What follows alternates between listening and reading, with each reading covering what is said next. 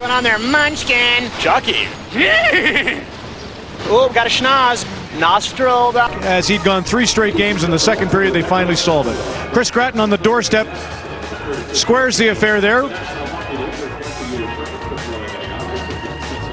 And here's Shatan to Chris Gratton, and he'll wire it home, so he beats Prushik to make it 2-1 for the Sabres. Mike Fisher will get Ottawa back on even terms here with the 2-2 goal. He's on the doorstep. Nice feed there. Shaslevy. And here comes the 3-2 goal for the Sabres. Kodalik, Alish Kodalik. Boy, he's been great on Saturday nights. He gives Buffalo a 3-2 lead. Radek Bonk ties it for the Sens. He just wires it there through a crowd. And that sends it to overtime, where Daniel Alfredsson, as Scott Oak was mentioning, is the hero. This is the first time I'm seeing it too, so nice setup. Alfredsson sneaks in off the point. Must have been, was it a power play? Well, 4-on-4, so big goal for Alfredsson, and they win it. Ottawa 4-3. Philadelphia and Boston's a final in overtime. Brian Ralston gives the Bruins a victory, so Jeff Hackett, what a debut there. Columbus beats the New York Islanders 4-1. Castles has got 15. Carolina, Florida 2-2, and they are in overtime. Urbe and Luongo hooking up there. Dallas and St. Louis is now 2-1 for the Blues. Al McInnes, the leading scorer in the defenseman race, picks up his 42nd point, so 2-1 the Blues leading, and Tampa Bay leads Nashville by that same margin. Vinny Prospel has the go-ahead goal. So we'll come back and preview the Flames and the Red Wings from Calgary on Hockey Night in Canada in just a moment.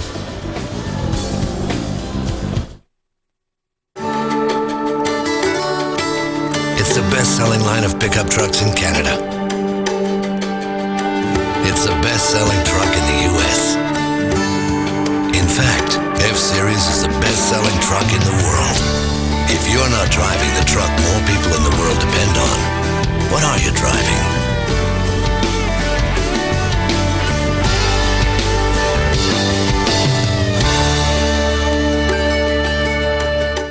My dad's gonna build us the coolest treehouse. I don't have a clue what I'm doing here. Well, let's see what you got. Oh, wow, a treehouse. He can build anything. Never built anything before. Relax, I think you're in the right spot. He wants a trap door. Balcony, rope swing. I'm going to suggest 16 penny. You can do it. You sure I can do this? He's a genius. Trust me. All right. Dad? Yeah. Thanks.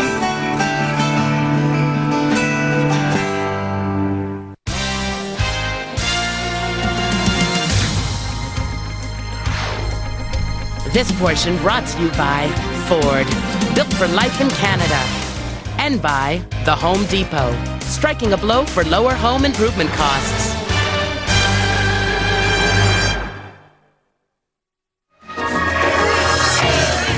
Calgary Tower oversees the Saddle Dome as we get set for Detroit. The fans loving their Don Cherry. Well, Grapes, first of all, big win for Boston. That must make you happy. It was great for Boston. Excellent here, you know. But I got to tell you, I watched some of that 3-on-3 hockey today. Good hockey. Old guys out there. Tiger Williams, he still got it. He still got it. Tiger, oh yeah. Yeah, Vancouver won it. Was he fighting, or Lanny gave him the word? No fights. No fights, but he was fighting with his heart. He still has it. That's what boys need today. Lots of heart. Listen to that. Hey! Yeah. Quick thought on Detroit, Calgary. Detroit, Calgary. You watch Shanahan. He's ready tonight. He's ready to roll, hey? But Calgary's ready to bounce back. We're going to see him go. Come on, boys. Fight it back there. Give these boys a run for their money. Yeah. Keeping the referees from getting us. Mick Magoo and Donnie Koharski obviously will call the game, or goes Randy Bitten. Come on in, Don. Is this guy unbelievable or what? This is Gary Schubert. Fans all thought for sure you were done. Well, it looks all right. Better suit mine. He's got the rose on. Doing all right. Now, what do you want to know about the game? Yes, I wouldn't mind. So, the other night, everybody's saying how bad Calgary played. They outshot Phoenix 40-26, 14-3 in the third period.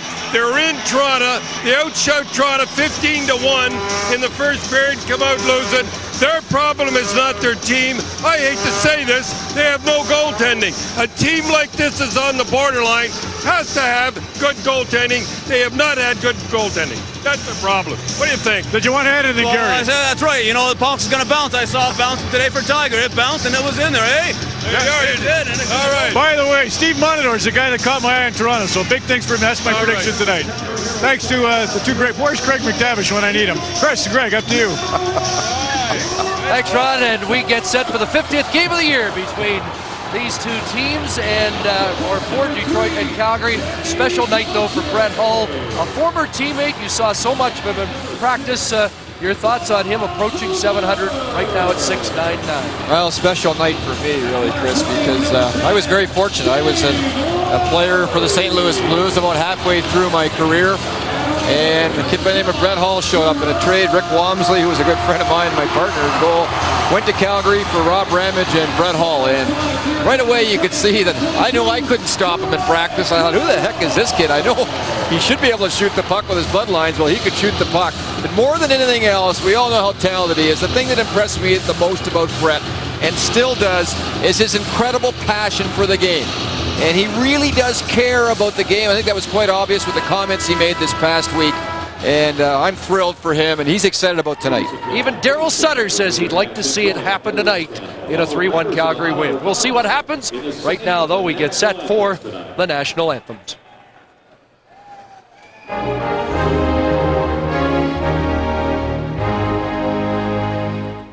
Oh, say, can you see by the dawn's early light what so proudly we hailed at the twilight's last gleaming, whose broad stripes and bright stars through the perilous fight o'er the ramparts we watched were so gallantly streaming, and the rockets crackling, the bombs bursting in air, gave proof through the night that our flag was still there.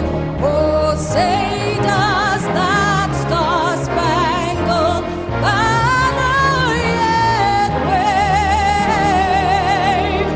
o'er the land of the free and the home of the brave?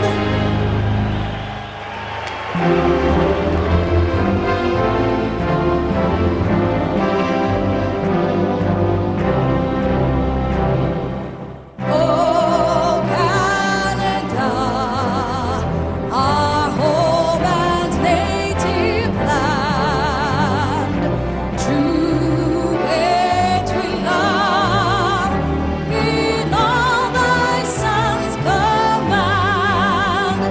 With glowing hearts we see thee rise, the true north, strong and free.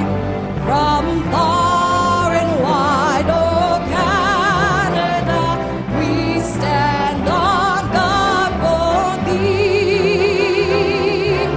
God keep our land glorious and free. Oh Canada, we stand on guard for thee. Oh Canada, we stand on guard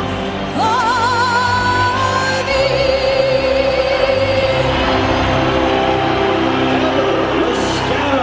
Flames won 3 of 4 last year against Detroit, trying to win their first in 4 this year against the Stanley Cup champions.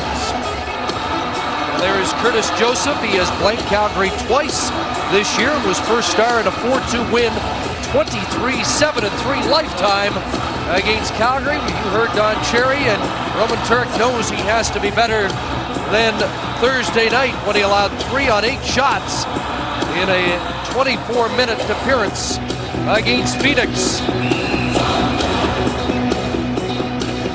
McMagoo, Don Koharski in charge tonight. Randy Mitten and Thor Nelson will work the lines, and we're ready to go at the Penrose Saddledome. And the Red Wings start with Sergei Fedorov, Thomas Holmstrom, and Brendan Shanahan.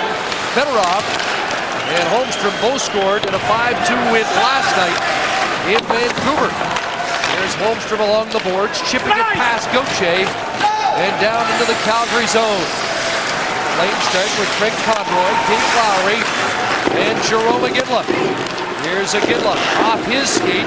Iginla a -6 in the season series against Detroit. Matthew Dandeneau is on the back line along with Lidstrom. Here's Holmstrom into Calgary territory, and the play is offside at the Flames blue line. Oh, look at the Detroit Red Wing lines. No Igor Larionov in the lineup tonight. He played last night in Vancouver. They don't like to play him in back-to-back situations. And, of course, no Chris Chelios. He's out with a leg injury. In fact, he flew back to Detroit this morning after being with the team on the Western trip. Holmster's been great on the big line with Fedorov the last couple of games. And we were kidding Dave Lewis prior to the game about his penchant, Scotty Bowman, to shake those lines up, and he said, just watch tonight, so we could get a lot of combinations. Red Hull is on the ice, he's in the slot, puck bouncing to the line, flips it towards the net, it's knocked down there, and back comes Tony Ledman. On the left wing, Niedermeyer, following is Yell, Stefan Yell, a shot, and that was blocked on the play by Jason Woolley. Yell, of course, an old rival from Colorado. Clark in front, batting away at the puck. And he couldn't make contact with that puck near the bar. Ricochets to the line. It'll be held in by Buzek. And now Bykov, the rookie, plays it out to center ice. Sent back in. Joseph out of the net. Danny Legacy outstanding last night in Vancouver. And now Drury, who has scored in the last 2 games for Calgary. Marty Jelena returning to the Flames lineup and testing Joseph with that shot. Gauthier at center. He fires it back in off Bykov. Paired up with Max Kuznetsov, who left last night's game with an arm injury, but back in there tonight. Here's the speedy Draper, a shot off Littman. Regeer chopping at it behind the net. Jelena unable to get it past Boileau, who scored his first National Hockey League goal last night. Here's a shot into the glove of Turek off the stick of Max Kuznetsov. Well, the first chance of the hockey game goes to the Calgary Flames, and Clark on a wraparound. I want you to watch Curtis Joseph on this. Well, it doesn't turn out to be a save. He's really pressing of late, and he's pressing on this one. Paddle down, gets a break as it hits the crossbar and stays out. And then right after that, a short side shot where he kicked right out on the rebound. And to me, Curtis Joseph so far this year is just, it's almost like he's trying too hard. He's overplaying a lot of pucks, and I'm not used to seeing him like that.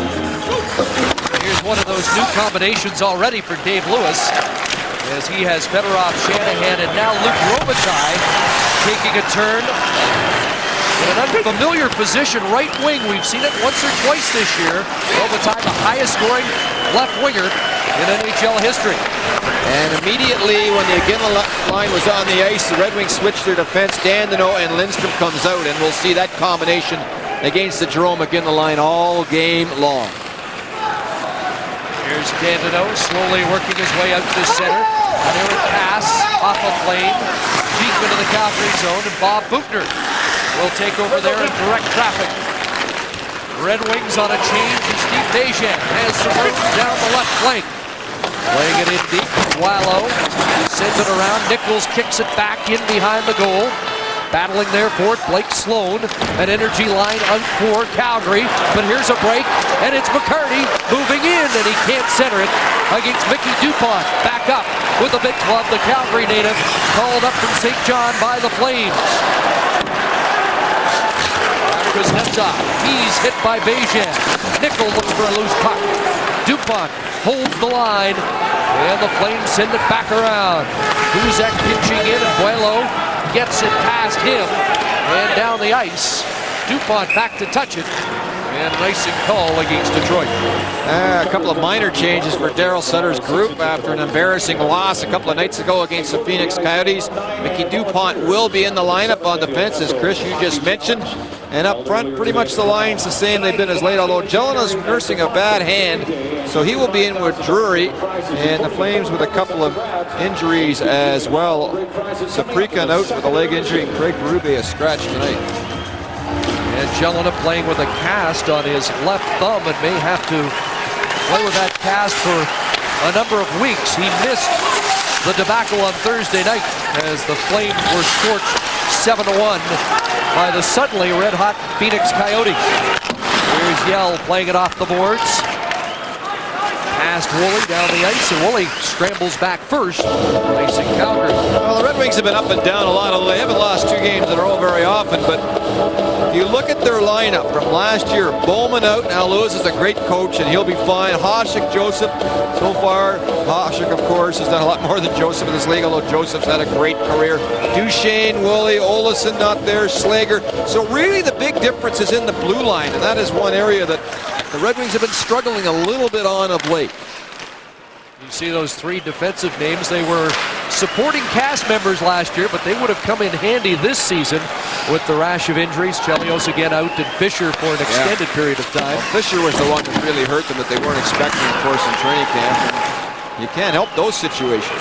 Here's Boyd Devereaux making a move at the line, lost possession.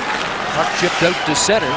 You've got Matthew Danino playing hurt at the moment. Kuznetsov was nicked last night, as we mentioned. A rookie in Bikoff. So it's a young back line and a rebuilt blue line for Detroit with the addition of Jason Woolley. Here's Marty Shelna. High shot over Joseph. Johansson on the other side. Matthias Johansson out there with Drury and Jelena.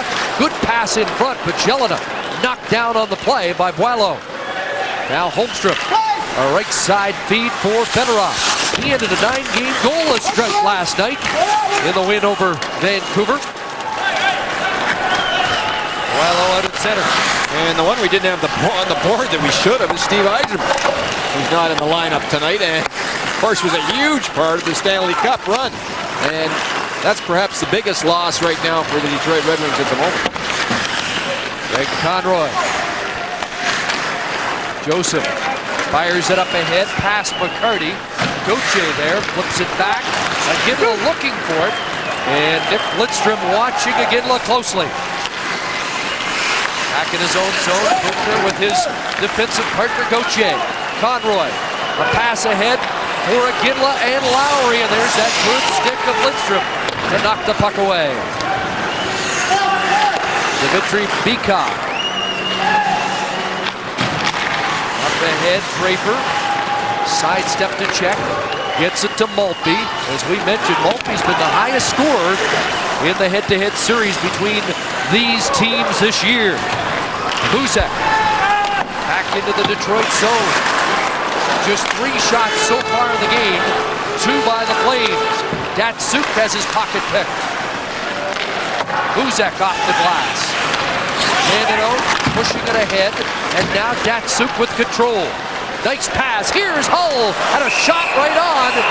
Looking for number 700, and Turek squeezed the pads.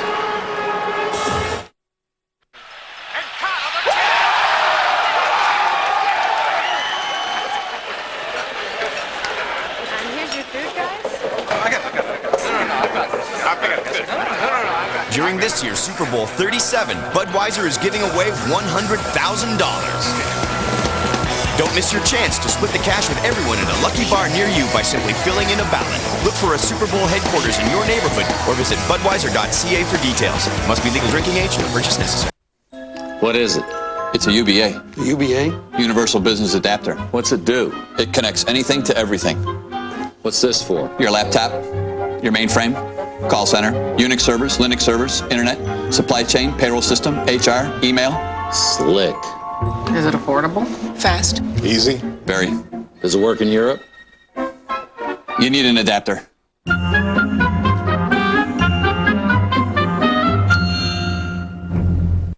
Step up, think big, and get excited for the Tasty Lowdown from DQ with one fine deal on a couple of DQ classics. It's our Tasty Double Cheeseburger and Hot Golden Fries, now for a lowdown $2.99. It's a lot for a little, only at DQ. Come on, we got the best yet. Just live your life. So get the show on the road and keep your eyes on the prize. It's the Tasty Lowdown Double Cheeseburger and Fries, now only $2.99. Or think cool with a peanut butter parfait or banana split. DQ, something different.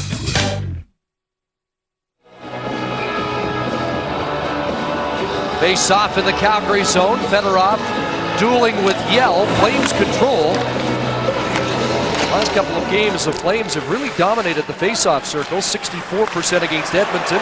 Here's Niedermayer scores! A blast off the left side, and Rob Niedermayer continues his strong play. Now we talked about Rob Niedermeyer in our opening, and he's taking a lot of pressure off him, Sutter has, just by talking to him and telling him his role, and there's a bonus. And a bouncing puck, and Danilo just loses control of it, and Niedermeyer gets all of it, and Curtis Joseph again is late. He's just plain late on this shot. It's not a rolling puck, top of the circle, just inside the dot, a shot that Curtis Joseph normally gets. And he was mad with himself afterwards because Joseph's timing was off. He went down a little bit late, and the puck went right between his legs. So the Flames get the icebreaker. At 6:47, Stefan Yell gets the assist. And the Flames have a 1-0 lead. 99th NHL assist for Stefan Yell. Now Niedermeyer with the puck. Out on the right side, Clark. Johansson, and we've got a scrap behind the plate. Bob Buchner and Brendan Shanahan dropping the gloves at center. Well, a tough defenseman with a bad hand and a high-scoring winger who has great hands going at it. See Shanahan there say, don't come in, boys, let us go. I don't know if this is an old movie or not. Whoa, Shanahan got him a good one in the last one. Oh, with a bad hand, Buchner has been hesitant to fight in recent weeks. And here's how it started, right in the neutral zone. And nothing yet. And there they go. And Shanahan in the middle of the fight. Watch him with the refs. No, don't you dare come in here. We got lots left. And Randy Mitten, being a veteran, lets them go.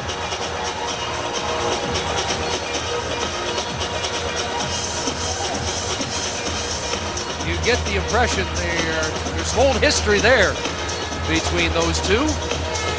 You mentioned Buchner with a bad hand, and Sutter this morning told us he didn't think he'd be able to fight at all with the hand. Well, he just did. Major penalties to the defenseman and the forward. After that set two, Sean Avery comes out with Holmstrom and Devereaux. Here's Holmstrom, a shot, and Avery tipped it just wide. Avery, a belligerent forward. A good way to follow up for Detroit after that scrap. Along with Holmstrom and Devereaux as they try to keep this aggression going, and look out, Avery going after Iginla. You take off one of our high scorers, we'll try and take you off. And look at Avery and Iginla. Whoa, and Iginla with a sucker punch through when the officials were holding both players. And Greg, remember back in the early portion of the year when Jerome Iginla and Bill Guerin scrapped, and it really affected the following month or so of Iginla's season. And a giveaway right up here to start by Iginla. Whoa, that was an ugly one. And then Avery with an extra shot just to the top of your screen. And let's see if we can find out here how this continues. Just let it run if we can for a minute, fellas. And here comes Avery. He's there. And they just call him out, and away they go. Well, we saw Sean Avery this morning in the Red Wing room, one of the few that actually skated this morning, and he wanted to make sure it was on Hockey Night in Canada, and he just made sure he was on. He's the leading penalty man on the Flames. Takes off Iginla, now 4-on-4. Little extra room for Brett Hull. And Niedermeyer, checked by Hull. Yell follows. Just two each for roughing for Iginla and Avery. Niedermeyer again. Dupont unable to keep it in. Zetterberg tying up Niedermeyer, who comes away with the puck. Yell goes to the Calgary bench. Drury out there as well as Gauthier. Gets to the red line, looks across, and that puck slowed up and put Drury offside. You know, an interesting move by Shanahan, and a good one to give his team a little energy. He gets in a scrap, and then all of a sudden afterwards, the Detroit Red Wings come out with a good shift and almost score at the other end. And then, of course, Avery and Iginla get at it. That's a pretty good trade. for the Detroit Red Wings there for a couple of minutes. This start not unlike the start last Monday when the Battle of Alberta was rekindled, the first for Daryl Sutter as the coach of the Flames, and it was old-fashioned Battle of Alberta hockey. Loose puck in front, Danino gets it out of trouble and starts away Kirk Maltby. Maltby and Draper and Danino over the line in front, and Draper unable to reach it. Played back into the corner, Draper looks for it there, up against Tony Lindman. Shelina trying to dig it loose. Maltby in support, nearly picked the pocket of Shelina, but now the Flames start out. An errant pass went by Drury, and he'll head to the Calgary bench. We passed the 9-minute mark of this opening period. 1-0 Calgary on Rod Niedermayer's 5th of the year. That's Suk. Up ahead, Woolley unable to gain access to the Flames line, and now Bickoff will go back to get it in Detroit territory. Bickoff and Datsuk out there together. They were teammates in the Russian Elite League together. Here's Lidstrom over the line. Bickoff winds and fires high. Rattles off the glass, and Lidstrom unable to keep it in. Look out! Lowry almost got loose. Now Lidstrom, rink wide, up ahead, off Fedorov to Datsuk. Charging in, DuPont with the check. Unable to clear. Lidstrom loads it up, his shot deflecting wide. There's the former Kamloops Blazers star, DuPont. Checked by Datsuk. Holmstrom in on the forecheck. They battle away for it there. Conroy unable to get loose off the boards in front. Holmstrom, Turek down, big stop, rebound, and another save by Turek, who freezes the puck. Oh, what a chance for Fedorov, and he couldn't lift the backhand. The Icebreaker Olatak is powered by 6 diesel engines. Sometimes, however, it needs a 7th diesel. The Ford Super Duty Power Stroke. It's packed with 525 pound-feet of torque. Because you can never have too much power. Ford F-Series, the best-selling truck on the planet. Okay, we're rolling and action! It's new. Are you ready? Smile for the cameras. It's different. A whole new direction. Come on, we're gonna hit the ride. It's one of a kind. One of a kind? Sounds like a good story to me. This is brilliant. The all-new Dalmatians movie, 101 Dalmatians 2, Patch's London Adventure. The gift of inspiration. It makes me smile a lot. Now on Disney DVD and video. You know, this room could use some new paint. Yeah, I can do that. How about rust? No, a pure red with a faux finish. Ooh, and that dry brush technique. Maybe a honey undertone. How do I do that? It's easy. Let's start over here. You know, she said something about dry brush. That's dragging. And actually, there's a seminar tomorrow. Why don't you come out? And you're gonna drag, and you're gonna weave. You got it now. That's great. It's beautiful. It was easy. Holmstrom with 2 points last night, a goal. Sergei Fedorov with 3 points, and they combine again here. Holmstrom right in the goal crease. Turk, because of his size, he uses it to his advantage, lays down, and Fedorov can't get the rebound attempt over him either. It has been a robust start. We passed the midway mark of the opening period. Chris Clark kicked it out to center. Zetterberg, Devereaux, and Hull. Another different alignment. Here's Yell with the steal. Danino closed quickly on him. Niedermayer takes over. Clark lurking in front as Niedermayer watched closely by Zetterberg. Now Danino in to help out. Detroit gets the puck back, but not out. Now Danino knocks down Niedermayer. Devereaux can't get it out. Yell holds the line. Good work by what Daryl Sutter calls his identity line because of their good work ethic. And now the Red Wings send it down the ice. Gauthier back, icing Detroit. Ottawa Senators and Daniel Alfredson, as Ron McLean told us, with a big goal in overtime. How about Atlanta? They're playing really well right now under Bob Hartley. They're checking better, and they're still scoring goals. One of the better power plays in the National Hockey League. Columbus, they've been in an awful funk.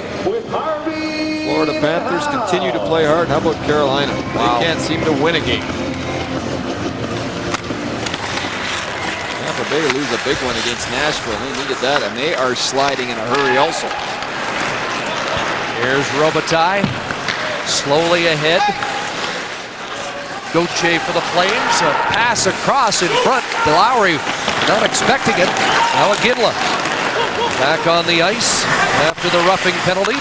Holmstrom redirects in deep. Gauthier chased by Fedorov.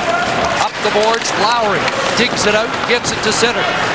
Vikov watched by Johansson. There's Nick Lidstrom. Leads the league in ice time. Almost 30 minutes a night. Draper spins it in, and Tony Littman takes over. 8 minutes remaining in this first period. Rob Niedermayer, the lone goal scorer, and Patrick Boileau touches the puck. An icing call, Calgary. The big challenge for the Calgary Flames tonight is to hold their positions and not get roped into all the movement that the Red Wings love to do. And I'm going to show you an early Brett Hall chance. Stop it here, guys. Both defensemen stop it. Whoa, you didn't stop it for him. He chased the puck. Now look at Brett Hall. Wide open. And that could have been a goal easily. But Brusek just took off and chased the puck carrier Datsyuk going to the middle. And that left Brett Hall open. You got to stay in your lanes and be patient. And very patient against a team that has a lot of movement like the Red Wings offensively. Chris Drury, Johansson, and Jelena against Detroit's grind line. Jelena flipping it in off the linesman. That hurt. Fired around the boards. Littman at the right point. Johansson tied up, but Jelena one-hands it to Drury. He's checked on the boards, gets it back. Now Johansson will help out. Still loose, now Littman flips it to the net. Knocked down by Boileau. Darren McCarty, who had that hat trick in Game 1 of the conference final last year against Colorado. It's a bad angle shot. Turek, a little trouble with it, but freezes the puck. Closed captioning of this program sponsored by thirst-quenching Gatorade Ice. It's here. It's clear. I'm going to share a story with you, Chris, that I didn't even know until last week. I was talking to Jacques Martin. We got talking about Brett Hall, and he said, Greg, Brett Hall almost didn't come to St. Louis. I said, what do you mean? He said, well, we almost traded you the year before to Quebec, and it was either you or Walmsley that was going to go because we needed one of you to go because you were both playing. And I'll get into the rest of the story in a moment. They didn't send you? I'll tell you why. Here's Datsyuk, the shot. Go ahead. They didn't send me because Marcel Aubut niched the trade, and that was the year before. I don't blame him. I don't either. Pretty funny, Cuthbert. The next year, of course, Rick Walmsley goes to Calgary. Or Brett Hall comes to St. Louis, and Rick Walmsley goes to Calgary, and I ended up staying in St. Louis, and that's how it worked. So the year before, of course, if I would have been traded, Rick Walmsley wouldn't have been traded, and Brett Hall would never have showed up in a St. Louis Blues uniform. There's a famous deal that involved Rob Ramage as well, a deal that the Flames thought would put them over the top in '88. It didn't until the next year, '89. And when Cliff Fletcher made the deal, he said, I'm trading a guy that's going to score 50 goals in the league. I wonder if Cliff knew he was trading a guy that was going to score over 700 eventually. Unbelievable, isn't it? And then, of course, you continue the storyline. Curtis Joseph was a young kid in St. Louis. He was the next goalie in line. So now I go, and finally I guess they talked Aubut into taking me, which was a big mistake, as you mentioned, because I ended up finally going to Quebec.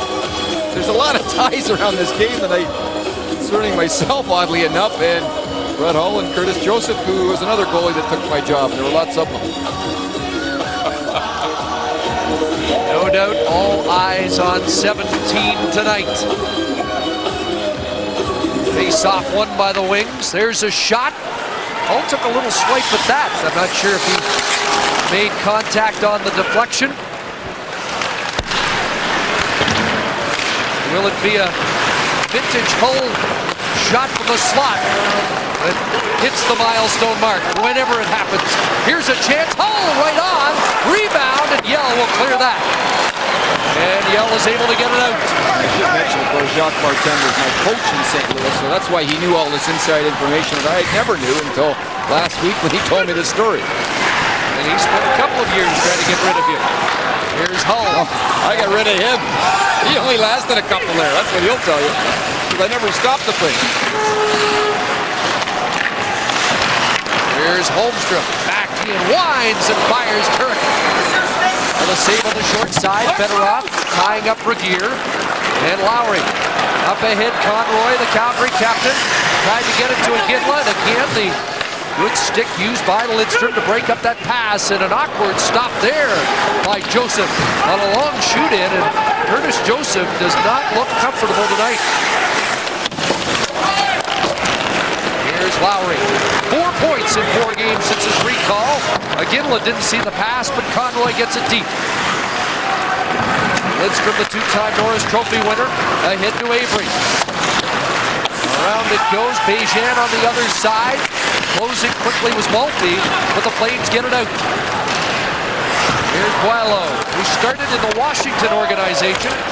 Up ahead, Avery, knocked down by Sloan. Buzek in turn, hit by McCarty, and Bejan gets it deep. Here's that Patness Joseph backhand, knocked down, DuPont fired through traffic, and Joseph looked good on that stop, and a little extra stuff going on in front as Nickel causes a little commotion, and McCarty gets him out. CBC's Hockey Night in Canada returns in a moment. Yes! You lost again! Now you have to do my laundry and wash my car. Tell me, how does that feel? Whatever. Ooh, no comment from the losers. This is great pizza. Who delivered? Not delivered. Oh, no. This is delivery. You want to bet? For fresh baked pizza at home, it's not delivery, it's Delissio. Morning, Johnson. Sir? Lost another bet? Yeah. Mars Bar asks, what are you going to do with your energy? I'm going to find eternal happiness. Who you looking at, what you want, boy? So, who needs to be, tucked in?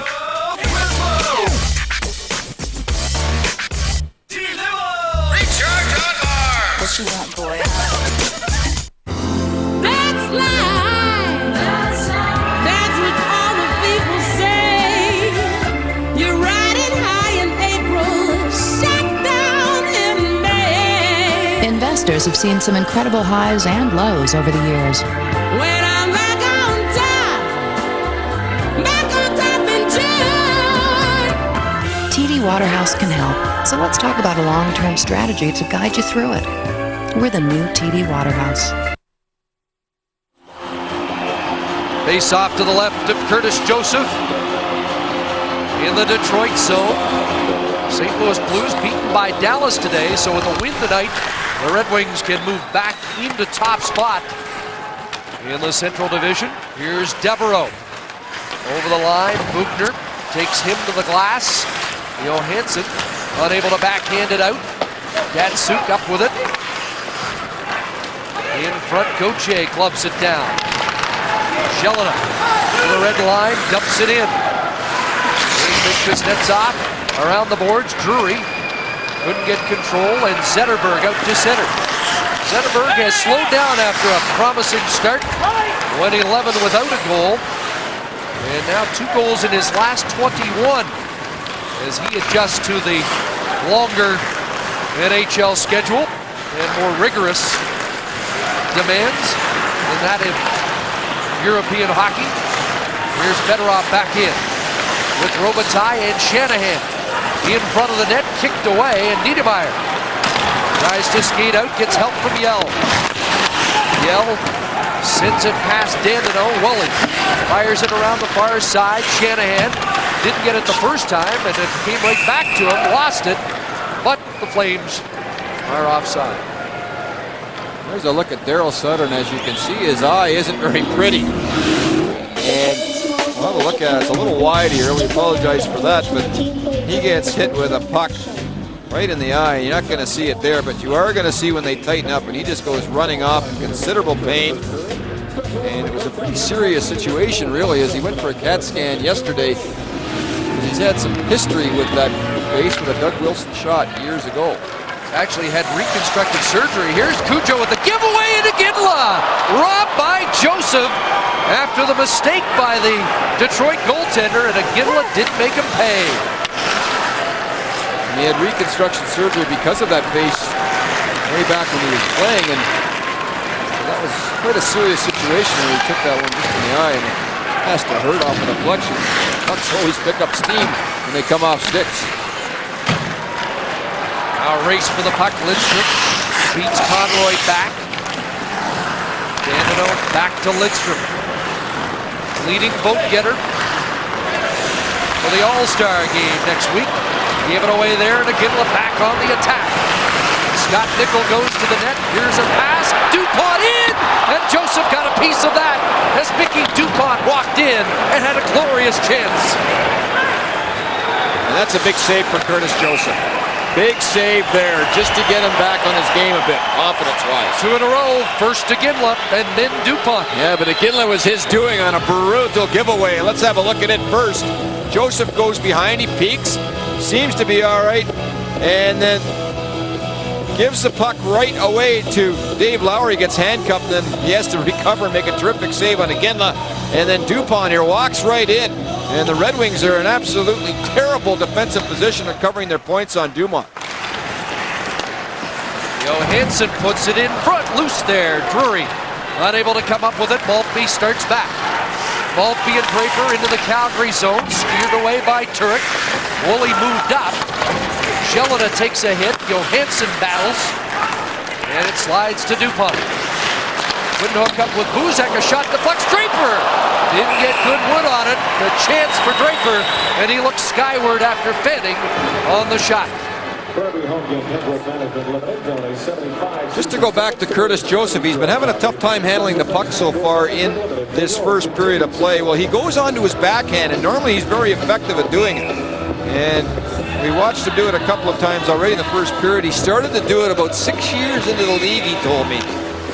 And it's very effective, but it takes a little more time to switch over to your backhand when you're not naturally a shooter that way. We've got a penalty coming up. Exactly 2 minutes remaining in this opening period. And a penalty to the Red Wings. Interference call against young Boileau.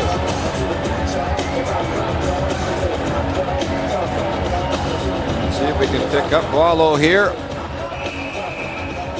And there he is with a little extra hold there. The official goes up with his arm, and power play opportunity here for Calgary. Flames 28 on the power play and 1 for 17 in the series against Detroit this year. Conroy, Ginla, Lowry, Lidman, Drury, shot, rebound, and it's cleared. Drury out at center, so here's the matchup you talked about.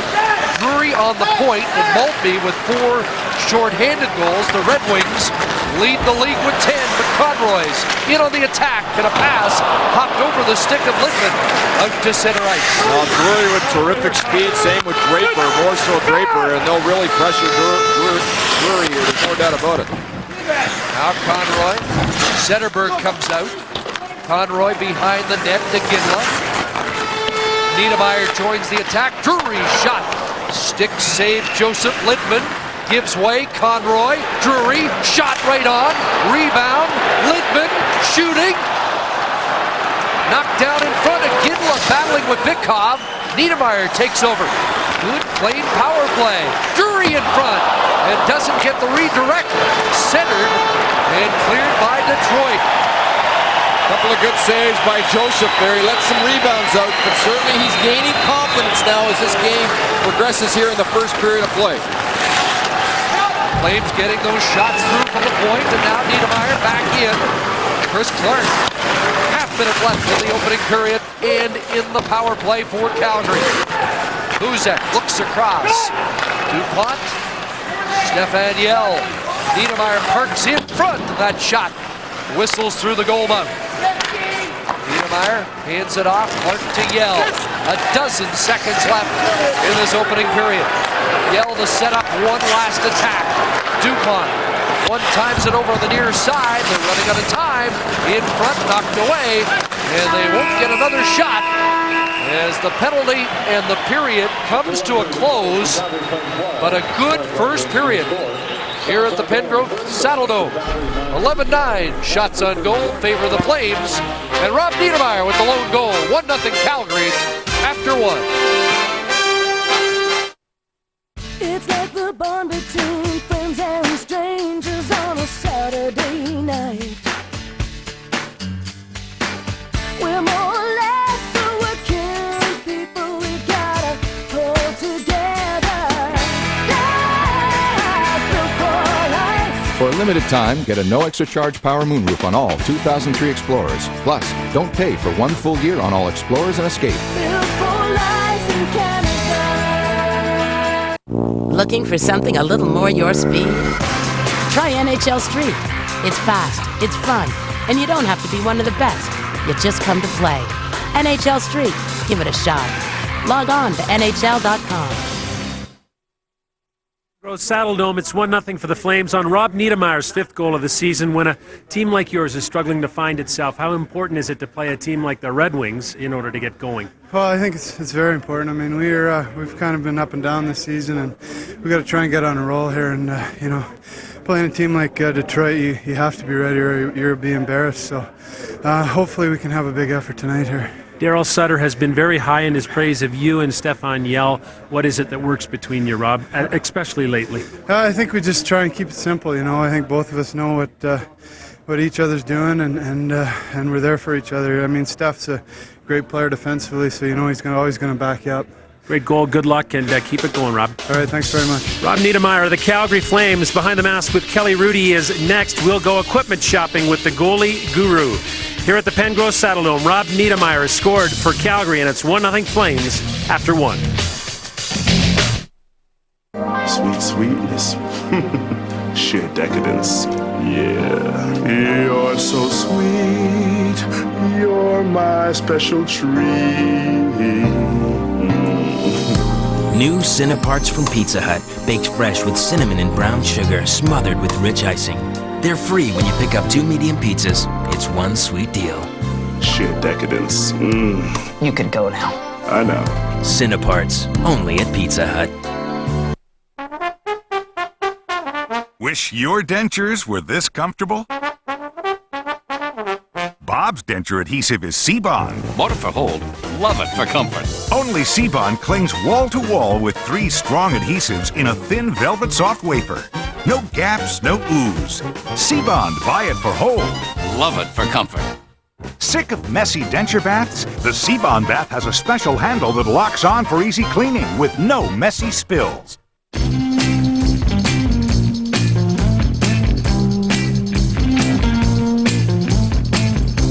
Somebody help me, yeah. Somebody help me now. Won't somebody tell me what I've done wrong? Somebody help me, yeah. Somebody help me now. Won't somebody tell me what I've done? Could we turn that off so we could chat? We get answers. Off we go. Where you didn't even know there were questions. What have you found? You have an appointment booked? Wendy Mesley, Erica Johnson, Marketplace, Tuesday night at 8:30 on CBC Television. Behind the Mask with Kelly Rudy. Brought to you by Ford. Built for life in Canada. I know we're going to go shopping for all the stuff that you never had to use. Oh, but how about, no, I had to stop these guys from scoring with these great 6, but we'll get to it in a minute. First off, how are you feeling? I'm feeling cold. I got a frog in my throat. But you know what? We'll get through it. Brett Hull, 699 goals, going for 700, but you say a complete player. And you know why? Because he played with Ken Hitchcock, and I have so much respect for Brett Hull now, the way he's learned the game. We're going to see Zetterberg right here, and he's going to get a pass from Datsuk. He's going to try and throw the puck back here to Hull. Now, on that play, notice how high Hull is in the slot. He's trying to get away from coverage. Yell gets his stick on it. Now here's the great play. Hull tries to get the puck deep. Lidman intercepts, but what I like about this play, instead of attacking the puck carrier Lidman right here, Hull identifies Chris Clark as his man. So he's going to go all the way back into the Detroit zone with Clark. Terrific defense. 5 years ago, Scott, we never would have seen anything like that from Hull. Now, Clark is going to drive to the side of the net, and Hull's going to stay with him the whole time. Watch how great that is as far as great defensive hockey. And he always complains about he wishes the game was more wide open, and I agree with that. But that's not how the game's played. Good on him for adjusting. A very quick question. When you faced him, though, you weren't frightened of him, I know, but what was the danger? I was frightened of him. In fact, my brother tells me that he was visiting one time on Long Island. We were winning 5-2, and about 30 seconds to go, St. Louis had a power play. Hull had a one-timer from the point, and I moved so the puck didn't hit me and it went in the net. He says that happened. I'm not sure, but I was scared of it. You're a self-preservationist. Okay, Yes. Now let's talk about the equipment. Okay. Let's start with the stick. Let's get to the stick first. Now, everybody's heard about these one-piece sticks. This is the Bauer model. Don talked about Bauer Nike and doing the stop. This is from our friends at Bauer. And the problem with these sticks and what the players are finding, it's the blade here, Scott, that's too stiff. And that's why a lot of players are going away from it. The technology is changing. They're trying to improve. If we can see the horizontal lines through there, they're feeling with their the composite, is it graphite that they have? Yep. That if they weave it a little bit differently, it'll become a little less stiff. And the players might start having a little bit more success with it. So that's one of the problems. These are very expensive. I think these are something like $250 right now.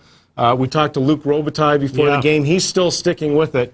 So this is a new technology. This kind of stuff isn't going away. They call it a one-piece stick, Scott, but it's actually two pieces. There is a seam in here. And we were talking to Luke, and he said, amazed by the velocity that you get first time you use it. Absolutely. And all goaltenders hate it, more so in practice. Okay? Now let's quickly talk about the skates. These are the newest ones you've heard about. Can you hold this, my assistant, please? Yes, I can. Your These are the assistant, yes. newest. These, again, are Bauer's. This is a vapor skate. Now, the lightest skate ever on the market, at least 20% lighter than they've ever had before, Bauer. If you look at the design of the skate, that's like a 90-degree angle, as opposed to this. This is Mario's design. 45 degrees. They feel that there's no break-in period with this. We can't tell you what the materials are. That's patented. The tuck blade, they've never had a change in these in 25 years. Newer, the players love it. 3 millimeters higher. There's some visuals I want to get to quickly. Some of the players that tried the one-piece stick, McInnes, now he loves, obviously he's had a great shot. Now he's gone back to the wood. We're going to see it on the bench. He has a wooden stick. He couldn't get used, Scott, to the blade. Here's Rob Blake. He tried the one-piece stick. He's now gone to the wooden stick. You can see it right here. Kovalev, interestingly enough, Jason Allison last week with LA told me Kovalev is so talented, his hand's so soft, he could use any stick. It doesn't matter how stiff the blade is. And that was Joe Sakic this week getting hit by Zubov. He's out for a month with a broken foot. The point of that being, some of the trainers I talked to are a little bit concerned with the light skates. There's not enough protection anymore, and with these new one-piece sticks shooting so hard, could be a chance of injuries. Not everybody agrees with that. Quick little question. So we got harder shooting sticks, faster skates. Does that mean we got a better game? If it's played properly, yeah. If it's too defensive, it's not. Kelly Rudy behind the mask. Sticks and stones may break his bones, but skates will never hurt you. It's 1-0 for Calgary on Hockey Night in Canada. Behind the Mask on CBC. Brought to you by Ford. Built for life in Canada. It's like the bond between friends and strangers on a Saturday night. We're more or less a working people. We gotta hold together. Life before life. For a limited time, get a no extra charge power moonroof on all 2003 Explorers. Plus, don't pay for 1 full year on all Explorers and Escape. Built for life in Canada.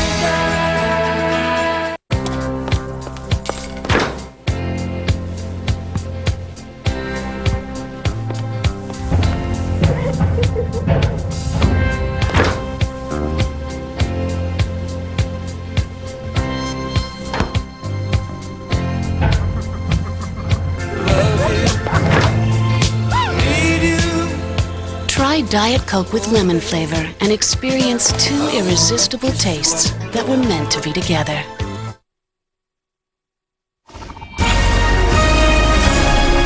CBC News with Lauren Saxberg.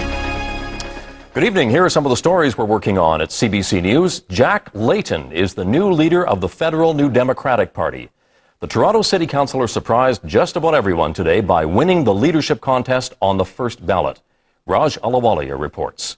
31,149.9502. No one, not even the most confident Layton supporter, nor Layton himself, expected a first ballot victory of 53%. The disappointment for Bill Blakey, obvious. An MP from Manitoba for 23 years. In the end, he received less than 25% of the votes. Most here, however, were elated. I think from now on, the NDP is going to be a party that to be reckoned with. I think it's great for the party. I think it gives a lot of new energy, a lot of hope. In his victory speech, Layton spoke of the need to make changes, the need to make the NDP more relevant in Canadian politics. Thank you for wanting to put issues back on the table in Canadian politics, our issues and our values. Despite losing, Blakey will probably have to lead the NDP charge in the House of Commons. And I look forward to working with you and my caucus colleagues. I'm sure all share the same sentiment. Moments after leaving the stage, Layton got a congratulatory phone call from the Prime Minister. And we look forward to helping you move your agenda in our direction. The challenge now is to be transformed from a long-time municipal politician in Toronto to the leader of a national party. On that score, he says he has no plans to seek a seat in the House of Commons soon. He says he plans to wait until the next federal election to do that. Raj Alawalia, CBC News, Toronto. Over 100 inmates rioted at a Montreal prison overnight after a fight between two inmates erupted into an all-out brawl. This is what was left of the A wing of the Montreal Detention Centre. Prisoners broke windows and set several fires, leaving behind damage in the tens of thousands of dollars. Staff say there was no sign a riot was building. It took police more than 12 hours to get the prisoners under control. Mike Harcourt expressed his gratitude today. The former British Columbia Premier made his first public appearance since a near-fatal accident. Harcourt suffered a spinal cord injury and still can't walk. He thanked hospital staff involved in his rehabilitation. And what touched me even more was the love, the prayers, the best wishes that came from all over this country. It's inspired me. Last November, Harcourt fell 6 meters from his deck onto some rocks. And that's a brief look at what's making news this Saturday. I'm Lauren Saxberg. Now, back to Hockey Night in Canada. My dad's gonna build us the coolest treehouse. I don't have a clue what I'm doing here. Well, let's see what you got. Oh, wow, a treehouse. He can build anything. Never built anything before. Relax, I think you're in the right spot. He wants a trap door. Balcony, rope swing. I'm going to suggest 16 penny. You can do it. You sure I can do this? He's a genius. Trust me. All right. Dad? Yeah? Thanks.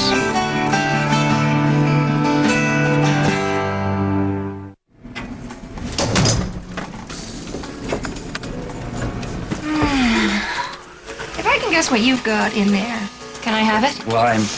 Quarter chicken? Yeah. Chili sauce? Yeah. Fresh cut fries? You missed the creamy chicken soup. When did they get creamy chicken? Well, Try our new creamy chicken soup with our quarter chicken dinner and your choice of side for just $7.99. That should taste as good as Swiss chalet. Carefully cleaning leaves could be the key to eliminating microscopic dirt that can, according to research, prevent glyphosate from penetrating through the leaf. Or you could use new Touchdown IQ. Its scientifically advanced delivery system disperses these barriers on contact, meaning more glyphosate through the leaf and into the roots. Which could save you a lot of time in the field. New Touchdown IQ. The real world demands a superior glyphosate.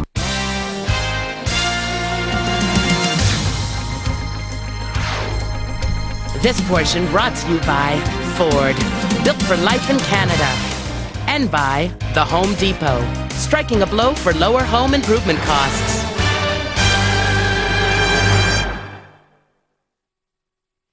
Once again, After Hours on the air. Tonight, our poll question, will the Flames make the playoffs? 32 games left after tonight, 11 points back of Colorado.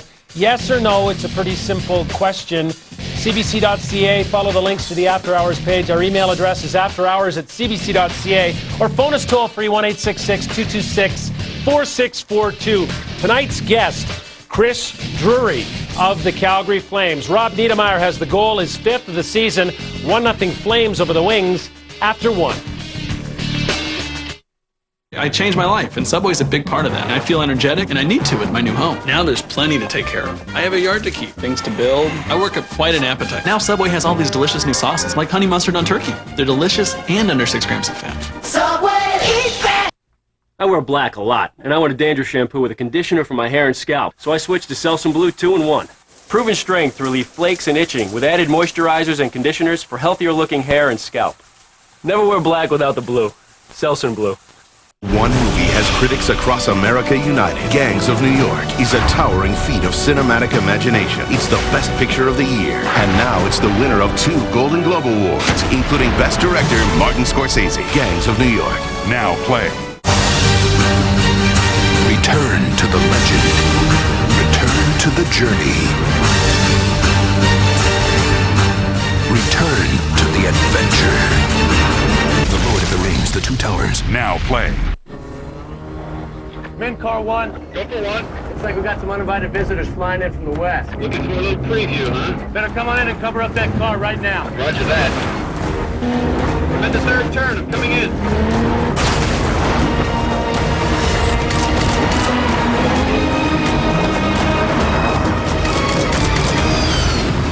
The all-new, much-anticipated Accord from Honda.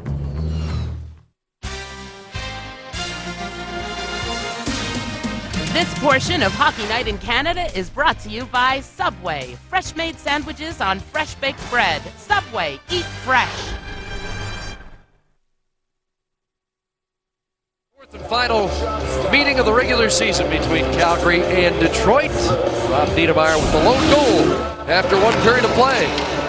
And a giveaway by the Detroit Red Wings. Danilo can't find the handle on the puck, and that left Niedermayer wide open, and a shot that Curtis Joseph would love to have back. Although it was a good one, good hard shot, it went right through him. 11-9 the shots in favor of Calgary. The only Flame with more than one, Mickey Dupont. Brett Hull had a pair of shots in that opening period in pursuit of number 700. Better off Holmstrom and Shanahan. Start period 2 for Detroit. There's Bikoff, watched by Gauthier. Holmstrom on this near side, centers it, and the puck went by Bikoff out to center. Nick Lidstrom did not lead the Red Wings in time played in the opening period. That distinction goes to Matthew Dandino. Puck goes by Holmstrom down the ice. Hooker back to play it, and an early icing call against Detroit. Dave Lewis, before the game, mentioned to us that he just is thoroughly enjoying his role as the head coach of the Detroit Red Wings. He finds it so challenging to be in complete control, and every day is a new day in terms of how you motivate your players, what problems you may have to come across, and he's going to be an excellent coach in this league for a long time, as far as I can see. Going to the All-Star game for the first time as an assistant coach. Never went there in 15 years as a National Hockey League defenseman. Here's Buzek fanning on the pass. One of the things you talked to him about that I found interesting is, as a head coach, he's got to know and sense when the right time to put the pedal down on this team, and it's not quite yet here in late January. There's a lot of hockey to be played for Detroit yet. Well, let's not forget, they played a lot of hockey last year and late into June, or midway through June anyway, and of course that's a short summer. And particularly when you have an older team, your recovery time isn't great. And Dave Lewis is worried about one thing, and that's getting this team ready to go and peaking in the middle of April, and that is his focus.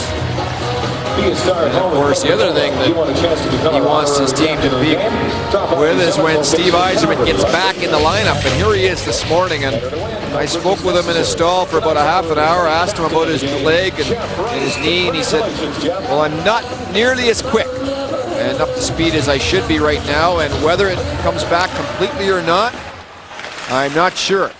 And he says if it stays the way it is now, look for Steve Yzerman probably just to play the last week of the year and then play the playoffs. If it gets better in the next month or so, then things may change a little more and he may play more of the regular season. It's just going to depend on how the knee responds in the next month. He's going to take a week off during the All-Star game and give it a break, and then he hopes that will help his knee a little bit longer, or a little bit better with some rest. Boy, it's an indelible image, last year's playoff run by Yzerman, in particular against Vancouver, the way he gritted through that knee injury, and when Detroit was in trouble against the Canucks, it was his will that really got them through. Roman Turek has a broken stick, so Turek without a stick at the moment as Chris Clark moves it down the ice. And let's see if the Flames can get a new stick for their goaltender. Here's Fedorov dropping it off. Shanahan a shot, and Turek is able to freeze it, and they'll be able to get that stick to him. I'm sure that Brendan Shanahan didn't know that Turek was playing without his goal stick, or he may have tried to throw one low at Turek, or at least get a better shooting position. Now, this happens to goal sticks sometimes, and if you get a bad batch from the manufacturer, you can really get some problems. And he leans on the stick, and it breaks right where the paddle joins the shaft of the hockey stick. And sometimes goal sticks, if you get a dry bunch, will do that. And when they do, you're in big trouble, obviously. It'll be interesting to see. We'll keep an eye on Turek's sticks to see if it happens again. You may just get a dozen that all of a sudden they all start to break in the same spot, and that's happened to me before. A long time ago, mind you. I wonder if that's the next innovation. You see those synergy sticks that Kelly was talking about. Have the gold sticks changed much in recent years? No, the synergies just break, and that's why they don't use them. Take a look at Roman Turek's goal pads. They're relatively new, but what's interesting about them, he doesn't like them to break at all at the knee. Look at how they're straight up. That's very unusual for goaltenders. So he doesn't really have a knee bend in the knee area. And one of the reasons is he just likes to lay his pads down on the ice in the butterfly position. They're 38 inches tall, which is pretty tall, obviously, for goal pads in this league. They'd be up to your shoulders. Oh, I don't have a comeback for that one. That's pretty good. I hate to say it, you got me. I'll take it easy on you the rest of the night. Here's Marty Jelena working his way out to center. Jelena into the Detroit zone, tugged at by Draper. Scooped around by Joseph. Drury was there, and Drury has the puck. Looks for Jelena. There's a shot. Scores! Short side. 2-0 Flames.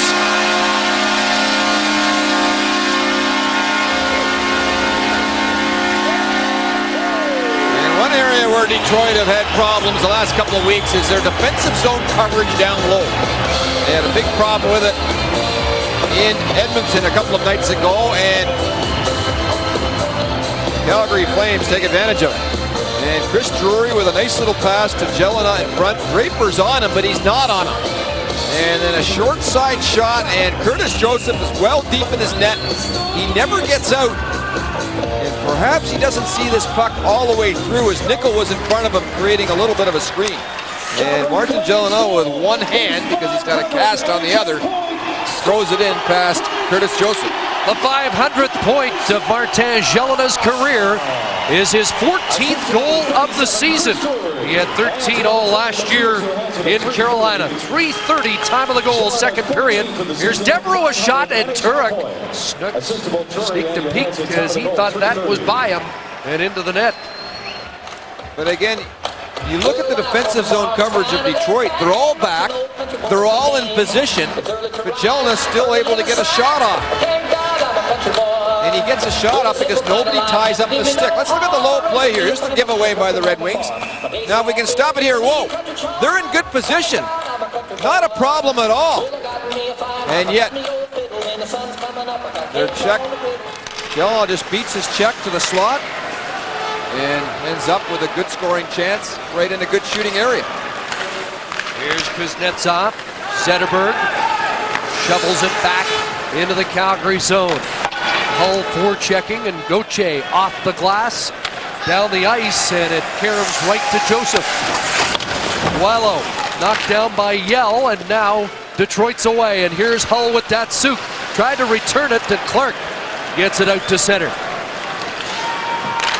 Here's a pass to Datsuk. Zetterberg couldn't come up with it at the Calgary line. Now back to the attack.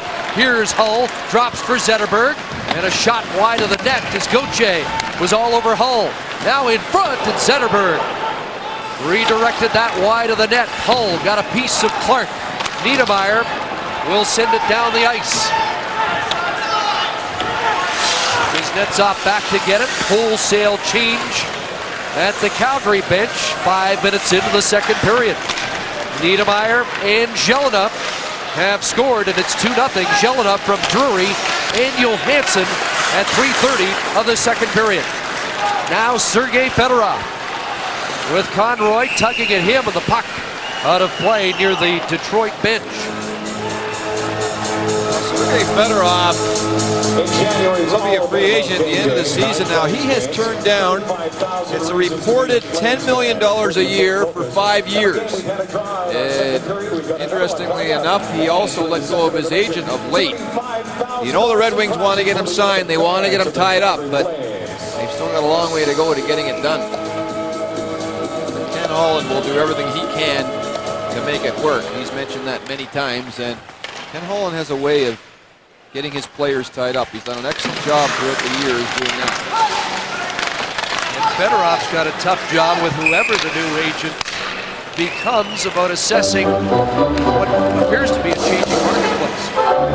Well, the one thing that Gary Bettman has made clear to all the teams is if there is a salary cap, which Bettman's going for, and there's a luxury tax per se setup, it will be retroactive right after 2004, during the 2004 new agreement. So he's warning all the teams, look, if you get players on long-term contracts, it may cost you money under a new arrangement. I found that interesting. And you know, obviously Kirk Maltby not in the same category as a Fedorov, but he opted not to be a free agent at the end of this year. He signed a new deal. Long term, here's Joseph with the Flames storming the Red Wing net. And Joseph holds it out. Calgary's done a nice job here of going right after Detroit. Detroit played in a very emotional game last night in Vancouver, and they came up with a big win. And they've come out a little flat here in this game, but give Calgary credit. A 3-on-2, now 4-on-2 break through the neutral zone as the Red Wings get caught again defensively, this time off a poor rush read. And Calgary may not be gifted in terms of their goal-scoring abilities, but this is how they're going to score. Going to the net, crashing to the net, but they did have their scoring line on the ice. And giving up a 3-on-2 with a Ginla on the ice is not a good idea, let alone a 4-on-2. Here's the second goal scorer for Calgary, Jelena. McCarty was knocked off the puck by Johansson, who now has it for the Flames. Shoveling it back in. There's Drury. McCarty quickly on him. Drury comes away with the puck and then got double teamed. Bikoff works him over behind the net. McCarty tries to fish it out of there. Drury, some good work along the boards. And he comes away with the puck and had a chance at the side of the net. Good hard work shift by Chris Drury. Now Dupont, look out, loses it to Maltby on the backhand, and Turk has to make a stop. Here's Boileau, quick shot. Turk kicks that out. Now Robitaille. Out with Draper and Devereaux. Devereaux picks up the loose puck behind the net. Buzek was on top of Robitaille. Kuznetsov at the point. And now we've got an interference call. And is that Robitaille? We'll find out when we come back. I changed my life, and Subway's a big part of that. And I feel energetic, and I need to with my new home. Now there's plenty to take care of. I have a yard to keep, things to build, gutters to clean, and edges to clip. I work up quite an appetite. And now Subway has all these delicious new sauces. It's great. Like honey mustard on turkey or red wine vinaigrette on a club. They're delicious and under 6 grams of fat. Maybe tomorrow you'll paint the house? Maybe tomorrow. Subway, eat fresh! There's a reason RE/MAX agents average more sales than other real estate agents. They want every transaction to be as perfect as possible. Can you fly? RE/MAX. Outstanding agents. Outstanding results. So, we'll go with this hotel? It's on the beach. It's perfect. Let's take it. Plan a trip with Expedia.ca, and 2 surprising things will happen. You'll get exactly the trip you want. You want to rent a convertible? Yes. This is going to be great. And you'll discover how exciting it can be to look forward to exactly the trip you want. Expedia.ca. Flights, hotels, car rentals, holidays. Now we're getting somewhere. Freedom of choice at Wireless Wave, the Rogers AT&T wireless experts. See the Nokia 8390. Internet access, email, voice-activated dialing, your phone book and calendar. This Nokia has it all. Right choice, Wireless Wave. I didn't like this call, but in coming back to the front of the net, we'll see it here. He gives him enough of a shove to get a penalty as he hits Buzak from behind. Second power play of the game for the Flames, who generated some sustained pressure on their first 3 shots, but did not score with the man advantage late in the first period. Conroy back to the point. Here's Lindman firing it. Loose in front, and Jelena bumping into goaltender Joseph, who was knocked down on the play, and Mick Magoo watches closely as they unpile, and Joseph slowly to his skates. Drury back in with Conroy and Jelena. Lindman watched by Fedorov. Conroy across, and that hot pass went past Iginla. Remember the Flames here, they're not great on the power play in terms of their defensive game.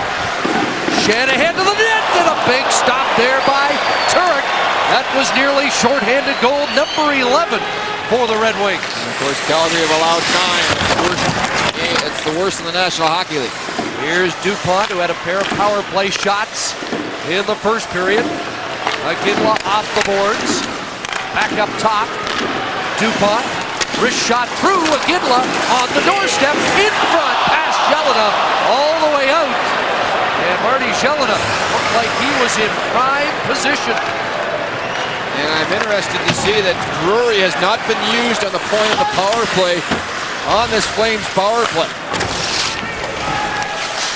Here's Yell. Back it comes to DuPont. Yell. There's a shot at Clark. Ripped that just wide. Didn't miss by much. Yell. There's Clark once again. Draper watches him. DuPont. Here's a shot by Gauthier, and Joseph stopped that. Time winding down, and another good Calgary power play without the final reward. Daryl Sutter playing it safer. Not putting Drury on the point in the power play, using Mickey DuPont, who's quite effective in that position, and maybe we're going to see more of that throughout the rest of the year. As good as Drury's been on the point in terms of his offensive output, he's been a real liability in terms of the defensive side of the Flames power plays. They've been scored against a lot, shorthanded opportunities.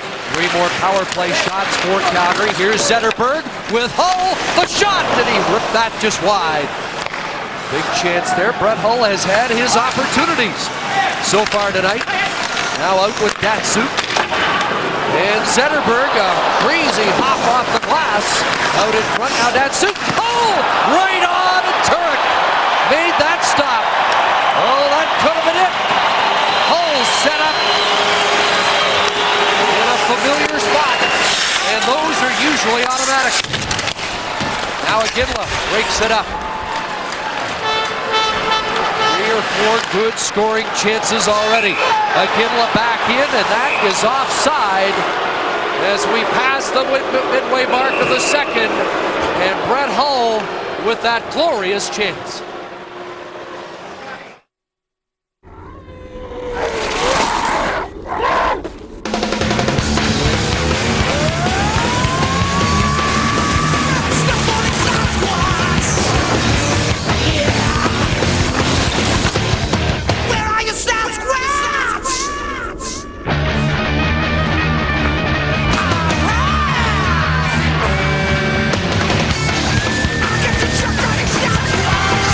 extra fresh kokanee. It's the beer out here. Dad, where do birds go in winter? They fly south. Why so? It's where it's warm. Can we go when it's warm? Well, I'd love to, but I gotta work. When will you get to stop working?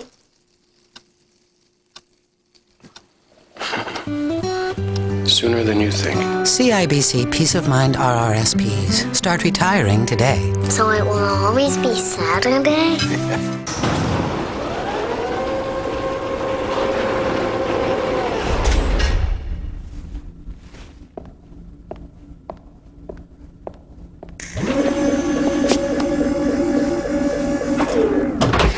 Because vehicle technology is constantly advancing, trust the complete maintenance of your GM vehicle to the specialists trained by GM, your Goodwrench technicians. Why take chances? Head over to GM Goodwrench Service, right on time. Rudy talked in the intermission about new equipment and the sticks and the composite sticks. Look at how Brett Hull uses it to his advantage here and uses the torque of the stick. Stop it here. Oh my goodness, look at the torque in that stick, and then he just snaps the puck right off. And it's incredible how much he leans and how far ahead of the puck he is, his hands, and then using the stick just like a golf club and whips the puck towards the goal.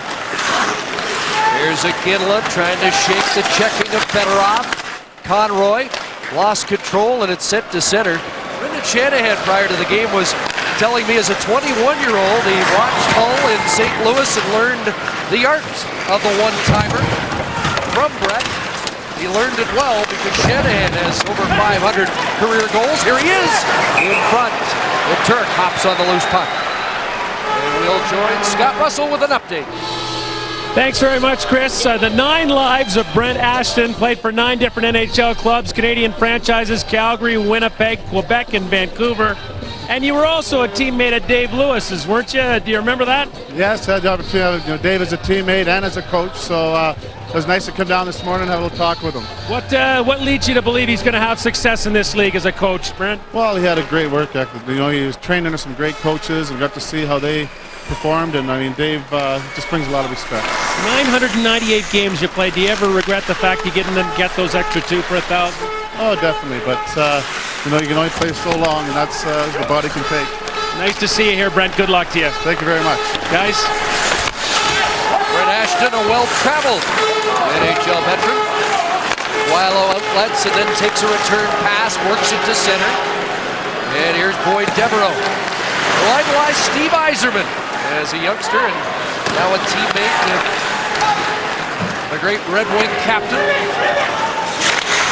Robitaille in on the forecheck, caused the turnover. Avery to the point, Danilo shot. Rebound, Huzek got it and then lost it. Red Wings get it back. Here's Avery, watched by DuPont behind the net. The 42s battle. Avery goes down. Arm goes up. Mick Magoo's got a penalty upcoming against Mickey DuPont and a Red Wing power play when we come back. Closed captioning is brought to you by Chevy Silverado, redesigned for 2003, featuring the industry's first quadri-steer, like a rock.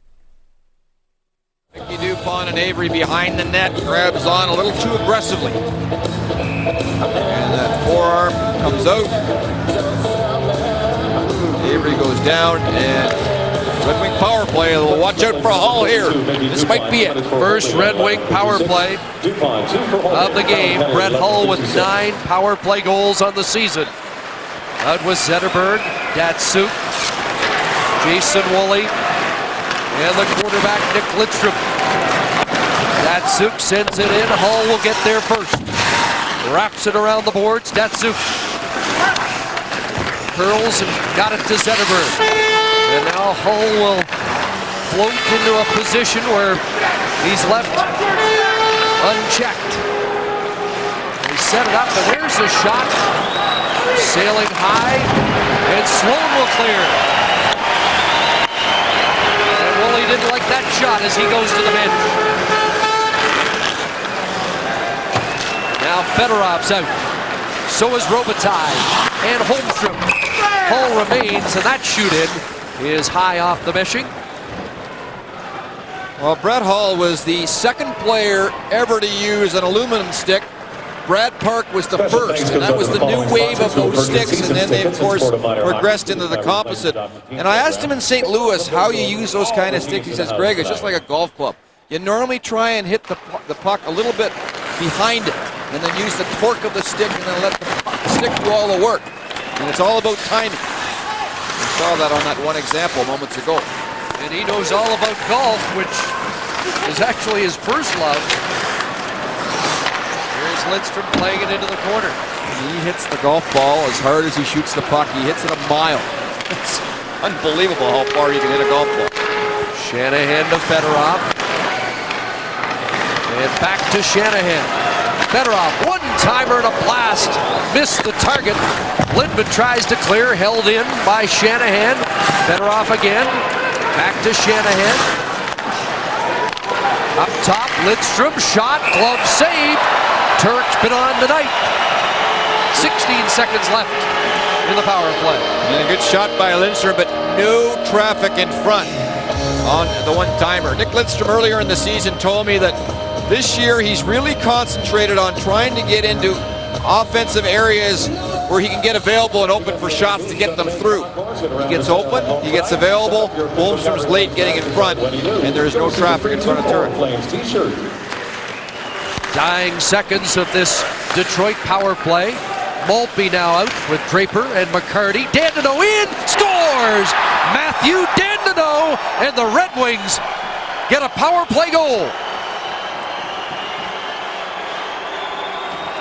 With 6:08 to go, that's a big confidence builder for the Red Wings, and more than anything else, it'll be interesting to see how Calgary responds now.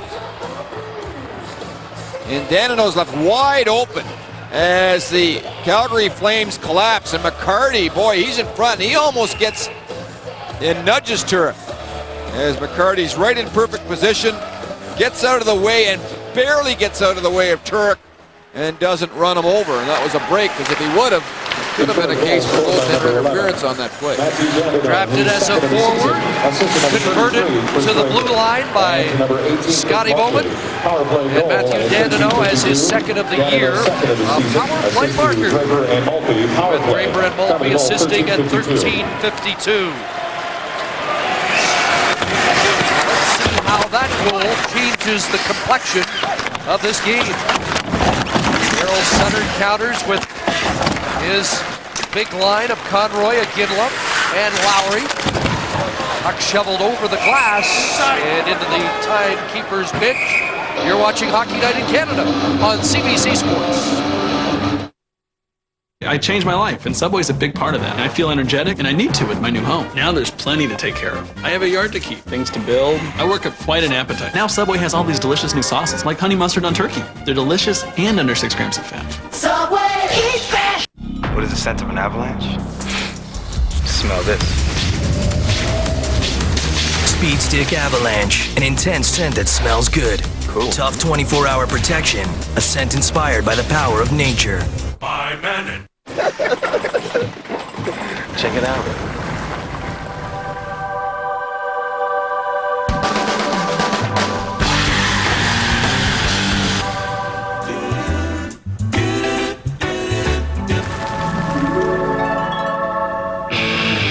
Introducing the all-new Ram Heavy Duty. Ram Heavy Duty. Enough muscle to grab Motor Trend's 2003 Truck of the Year award.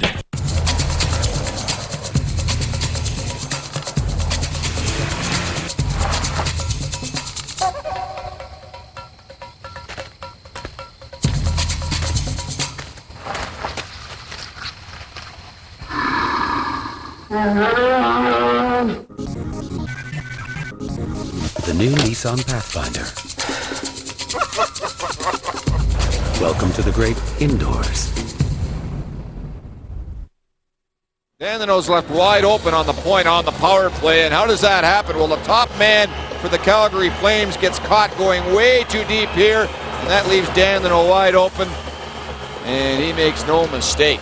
You got to stop and start when you're killing penalties and not get yourself out of position, particularly if you're the short side man trying to cover the point. 5 minutes, 15 seconds remaining. in the second period.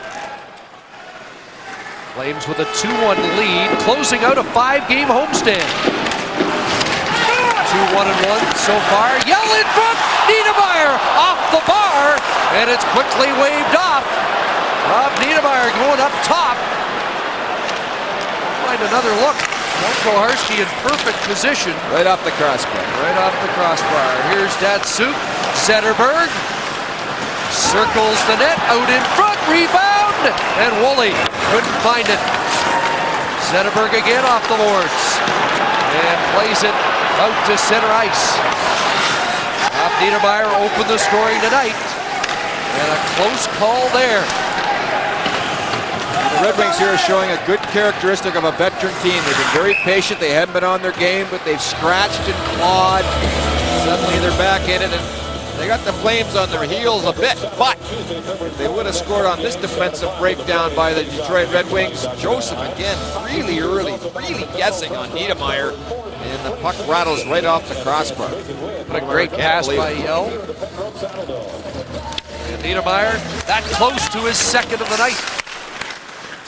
Another example of Joseph just being a little over anxious instead of playing a bit more patient and outwaiting the play a little more, standing up and waiting for Niedermeyer to arrive instead of chasing him. Here's Jelena, the other Flames goal scorer, trying to center. Johansson gets it on the ricochet, throws it in front of the net. Drury tied up. Jelena, Drury couldn't reach it as Kuznetsov got his stick on it. The long reach, and it's shoveled into the Detroit bench. Chris Drury went off earlier in this period. Looked like he was favoring the neck after being worked over behind the Detroit net, and gets a close call there. And yes, Drury seems to be buckled over a little bit, maybe just tired after that longer shift. And as he looks up at the screen to catch the replay and find out what happened on that chance.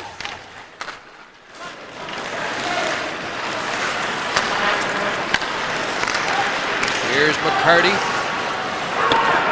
Mickey DuPont for the Flames. Around, pass to Gidla, held in, Lidstrom, shot, and Maltby just missed on the tip. Peter Buzek. Peter Sutter talking about his young defenseman needing to overachieve for Calgary to enjoy success down the stretch, and Buzek falling on that puck for a face-off. Chris, you mentioned Drury struggling a bit earlier in the game, and here he is being worked on his neck. This was in the first period. Ouch. He seems to be okay. He's had a couple of good chances in the second period and is moving okay. Flames unable to clear it out the first time. Now Lindman and Nickel. On to the attack, Scott Nickel. Checked by Kuznetsov. It comes back to Nickel. The big Russian defenseman works over the small Flames forward, but the Calgary grind line out there battling along the boards. Blake Sloan. And a hit from behind, and then Sloan run into the ref, and Bejan now involved. A penalty upcoming, and maybe more. Blake Sloan to get the initial call. And Nickel and Maltby chatting away in front of the net. And there was some good hard board play. There's a little shot from behind from Maltby that was uncalled. And the play continues behind the net. And there is the arm that goes up. And Sloan is going to get caught for holding the stick. And so the Red Wings go on their second power play of the night. And a costly time with 2:48 to go in the second period of play, and the Red Wings gaining momentum here late in this period. Shanahan to take the face-off, and now he won't. Back off, Fedorov comes in. Robitaille and Holmstrom also out on the power play deployed by Dave Lewis. Robitaille gets it back to Fedorov. Lidstrom returns the puck. Fedorov shot, Rebound, Shanahan, robbed by Turek. And a quick whistle. A break for the Flames as Shanahan says that puck was loose. And I had a shot at it. And he did. Quick whistle on the play.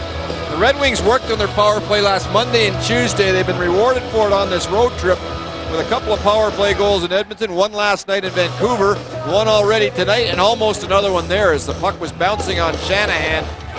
And he had lots of room. He would have found the handle of the puck on that one. Power play 4 for 8 since that Dave Lewis refresher course earlier in the week. Now Lidstrom up to Shanahan, shoots it in, Fedorov after it, and Robitaille. The struggling Robitaille in front, Holmstrom unable to get Wood on it. Mickle starts back with Niedermeyer and sends it down the ice. Luc Robitaille, no goals in his last 16 games, one in his last 26. This from a guy who has lit it up 624 times in his great career. Yell with a steal, flips it back in on Joseph, and he'll hold on with 54 seconds remaining in the Blake Sloan minor. Not a bad idea to hold on to that puck by Joseph because it breaks up the power play for the Red Wings. Now they can get their other unit on the ice. And Detroit have 2 equal units that they like to go about a minute each with. So now, of course, Brett Hull will come on with Datsuk. And this second power play unit for Detroit has a little more puck movement than the first unit. So they'll give you a grinding kind of look where they use a lot of traffic in front to shoot the puck to a more finesse look like they have on the ice now with Datsuk and Zetterberg and Brett Hull. Here they come. Zetterberg wide. Buchner got a piece of him. Zetterberg holds on. Lidstrom. A cross ice pass off Datsuk to Zetterberg. Now Jason Woolley. Hull in the slot. Weak shot and a pad stop by Turek. Here's Zetterberg again. Out in front and it went by Hull to Lidstrom along the side boards. Hull with a one-touch. Zetterberg to Datsuk. Final minute. Here's Hull and a kick saved by Turek. The Golden Brett getting his chances so far. Turek has had the answers. And Blake Sloan back on the ice. Here's Zetterberg. Unable to split the defense, and Buchner's got it. 4 shots on the second Detroit power play. Captain Conroy. Over to Iginla. Blast on the line. Fished out. You can hear the horn, but Don Koharski says it was not across the line. They may look upstairs, but Koharski had the best seat in the house. Well, he was in good position. I thought for a moment that I saw some white. And the puck over the goal line. Now, he is going to go upstairs, and that's the right thing to do, just to double check. But give Don Koharski credit. He was in good position. He's pretty sure about it due to his reaction, but let's have a look.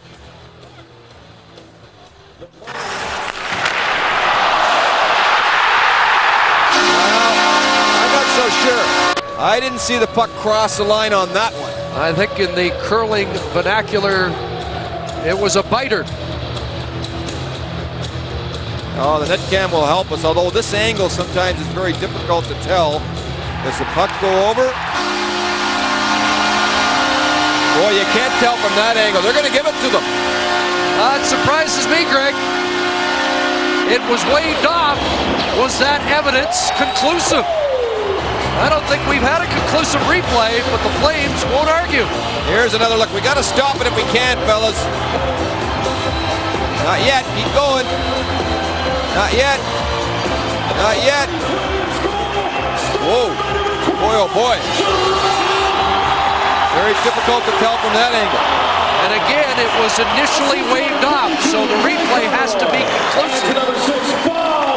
Frankly, I'm surprised, but it is a Calgary goal, and they restore their 2-goal lead in the final minute of this second period. Iginla gets his 15th from Conroy and Buchner. 19:30, the time of the goal. Gauthier checks McCarty, and we're done 2 here in Calgary. And the bottom line is another shot that Curtis Joseph should have had. His team was coming on. He lets in a bad one. It's 3-1 Flames going into the third. Shots 15-7 in favor of Detroit. Iginla scores his 9th in 16 games. And the Flames have a 3-1 lead after 2.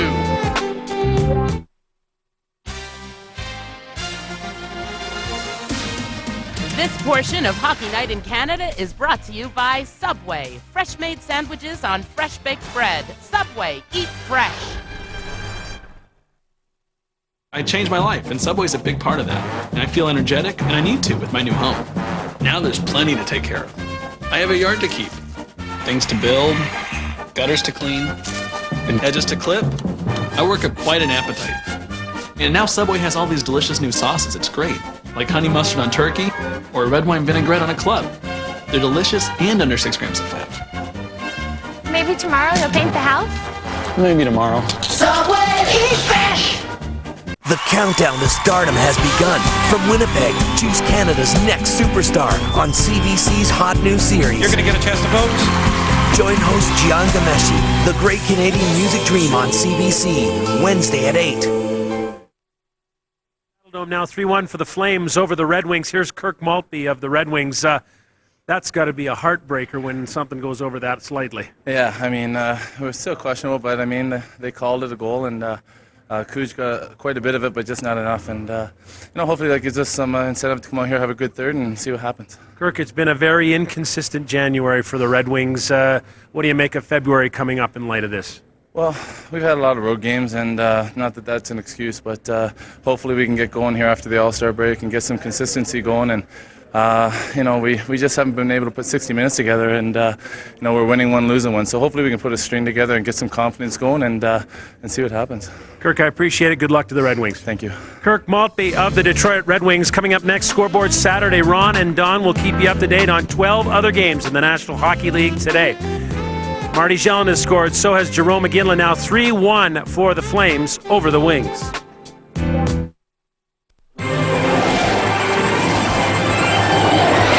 Hi, Cam Canola here to ask a few growers what they think about the power of Helix. Helix provides quicker acting and longer lasting flea beetle control. Up to 21 days protection. Yeah. And I find it gives better broad spectrum, seed, and swab-borne disease control. For superior flea beetle control and unsurpassed disease protection,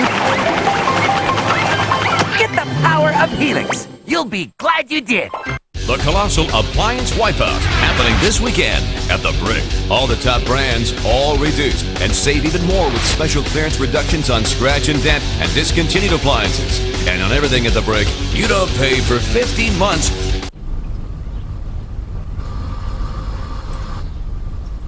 Sorry, it was an accident. Yeah, I know it was an accident, but you still have to get in there and open up the window. Okay, I'm going in.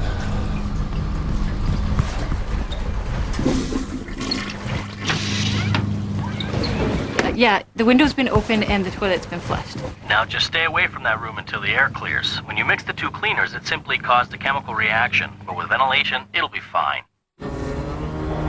Men car 1. Local 1. Looks like we got some uninvited visitors flying in from the west. Looking for a little preview, huh? Better come on in and cover up that car right now. Roger that. I'm at the third turn. I'm coming in.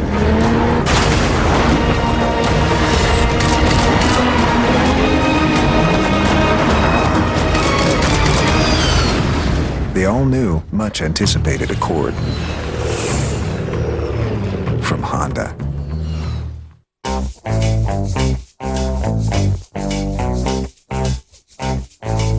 If you're thinking about investing in mutual funds, chances are you have a lot of questions. At TD Canada Trust, we'll give you the help and support you need to make your questions disappear. Down on a corner. Banking can be this comfortable. TD Canada Trust. Get a DVD for free. Now at The Brick, when you buy any Sealy mattress set from just $6.99, you get this DVD player. Free. And you don't pay for 15 months. For Sealy, nobody beats The Brick.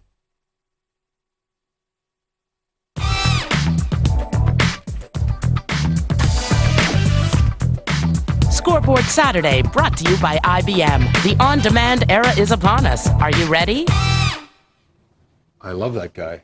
I would love to have him in the Boston Gardens. That's perfect. That's the kind of guy you want at home. So you're insinuating he made a call that favored the crowd and wasn't objective or true? I didn't say that. If it could go either way, it should go for the home. That's the way 3-1. Do you think we're coming on? Just put them right out of the game. Perfect. Yeah, the only thing interesting is Koharski said absolutely not. So the guy had to have something conclusive up there, whatever he said. Well, if the guy is right there on the line, he says no, and he go upstairs. Overrules him. And it's not clear.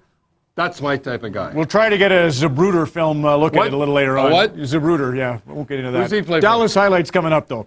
Good. First of all, Montreal, Washington in the matinee today, a 1-1 tie, and there's Claude Julien. Got him going. For sure. Say to Randy McKay. Randy's been around all these years telling him what to do. But that's okay, Claude. You're doing whatever you're doing, keep it going. Listen, Saku Koivu. The way we did it in Hamilton was this way.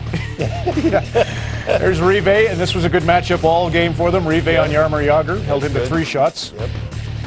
Which is an explosion next to Mats tonight, but that's another Quiet. story. Okay. I'm not getting on Mats again. You got me on.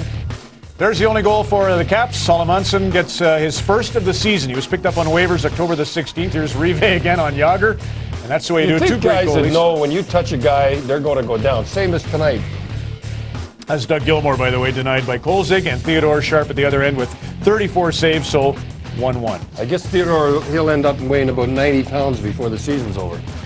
Patrick Roy, if you didn't hear it earlier, he asked for this assignment tonight. He wanted to come in, and you had the great point. He wanted to go on national TV and show he still got it, and he does. So a shutout, 20 stops. It's all he needed to make tonight, but he was sharp when required. Wade Redden and the Ottawa Senators against Buffalo. Daniel Alfredson scores first, and that ends Marty Biron's shutout streak in the 4th game. Just over 221 minutes, but he did eclipse the club record set by Dominik Hasek, so he can put that in his back pocket. Shatan to Chris Gratton. Gratton had a great night tonight, Don. Well, he's going like he should have been going right from the start. Big guy should be that good. How about these 2 teams are both bankrupt, and they've combined lost just 1 of their last 15. There's that Kodelik. They're hungry. Yeah, they are hungry, playing for a job. Alex Kodelik makes it 3-2 Buffalo. Then Ottawa draws even on Radek Bonk's bullet. He beats Biron to tie it, and that... Go ahead. I like Ottawa now. They're a little grittier, just a little grittier, and that's what Jacques said. You have to be grittier. Imagine that. Yeah, only 3 years I've been saying it. And Daniel Alfredson second of the game there as he wires it. Prushik gets the victory for the Sens, and they win by 1 in OT. Atlanta won. Danny Heatley, Don. Well, that's one of those unskilled Canadians that we hear about, eh? Another hat trick for Rookie of the Year last year. Beautiful. Calder Trophy winner was big. Alexei Kovalev, with all the trade rumors swirling in Pittsburgh, he put on a show wants today. to get out? Evidently. Fast. No Mario, still got the groin pulled. By the way, Nicholas Sundstrom played 13 minutes way back when, and all that trade that went on this week. He played 13 minutes for Claude Julien. And here's a fight. Here's Boston. There's Thornton going again. I wish he wouldn't fight so much. Anyhow. Desjardins and Thornton there. 2 great saves, and Hackett and Esch both sharp. That was Esch with a nice save on Joseph Stumple, his best of the game. How about Raycroft? He comes in, has 36 shots last night, wins the game. He figures he's home free, and all of a sudden Hackett's there. They got the best. Kelly, you'd say they have the 2 best in the league right now, a young guy and an older guy, boy.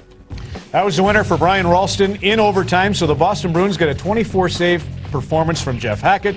Esch was tremendous in a losing cause. Flyers have lost 2 in a row, and that snaps a 6-game undefeated road streak for the Flyers as Boston runs their record now to 3-0-1 in the last 4. Columbus 4-1. Dougie McLean doing the job now, eh? Put the job on the line. What down there? And Carolina falls again in Florida in overtime. Steve Weiss, you saw a lot of him, Don, with the Mississauga Ice Dogs when he come to town, and he's just been great for Mike Keenan. It's only 4 goals, but really showing great signs in his freshman year. Plays them. That's why he's doing, because he plays them. Pierre Turgeon back against his old team. It's the Blues and Dallas, and Dimitra makes it 1-0. Al McInnes then on the power play. Sneaks in back door, so that's unusual. You expect him up on... Should have had Dusty Tucker, remember? Remember how he picked it up last week? Yeah.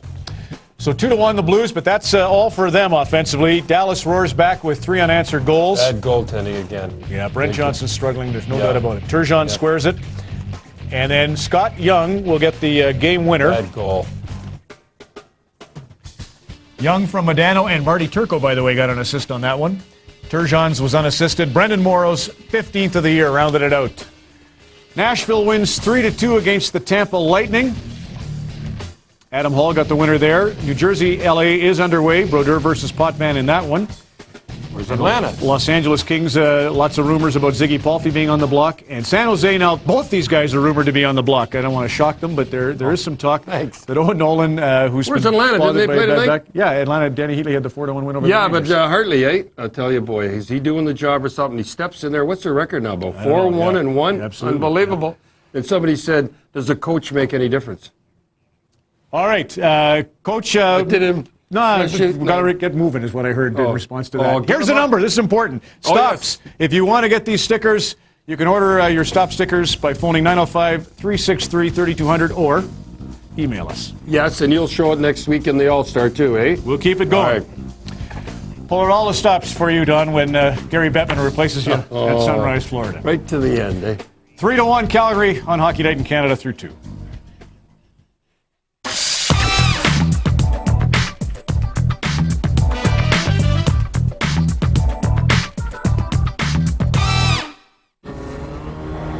In car 1. Go for 1. Looks like we got some uninvited visitors flying in from the west. Looking for a little preview, huh? Better come on in and cover up that car right now. Roger that. I'm at the third turn. I'm coming in.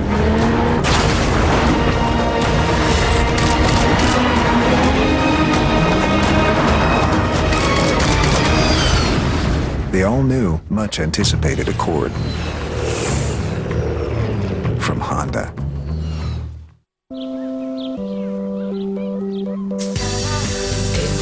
Now there's a new way to help soothe your skin after shaving. New Nivea for Men Aftershave Balm with vitamins. It has advanced moisturizers to soothe and improve the look of your skin. Nivea Aftershave Balm. More evolved skincare.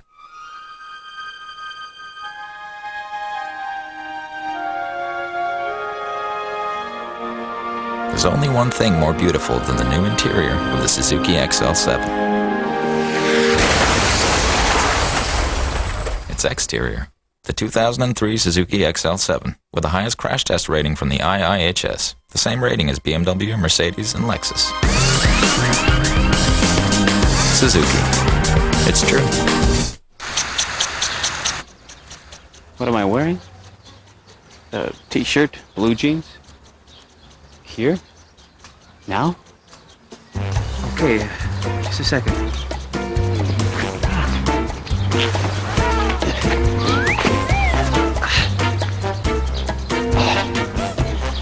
All right, I'm out of my clothes. Good. The pesticide you spilled would have soaked through and might make you feel sick. Now, shower for 15 minutes and use a mild. Step up, think big, and get excited for the Tasty Lowdown from DQ, with one fine deal on a couple of DQ classics. It's our Tasty Double Cheeseburger and Hot Golden Fries, now for a lowdown $2.99. It's a lot for a little, only at DQ. Come on, we got the best yet. Just live your life. So get the show on the road and keep your eyes on the prize. It's the Tasty Lowdown Double Cheeseburger and Fries, now only $2.99. Or think cool with a peanut butter parfait or banana split. DQ's something different. I will follow through. I will be fair in the way I serve you. I will go the extra mile. I will value your money as much as my own. I give you my word. I give you my word. Keeping our word is standard. Standard Life. Ask your financial security advisor about our RRSP options.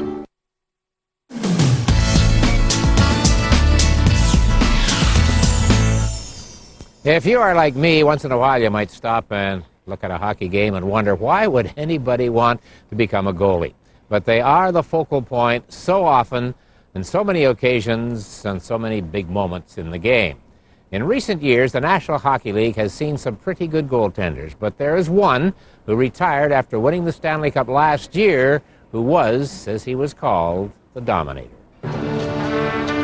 Dominik Hasek was selected 207th overall by Chicago in the 1983 draft.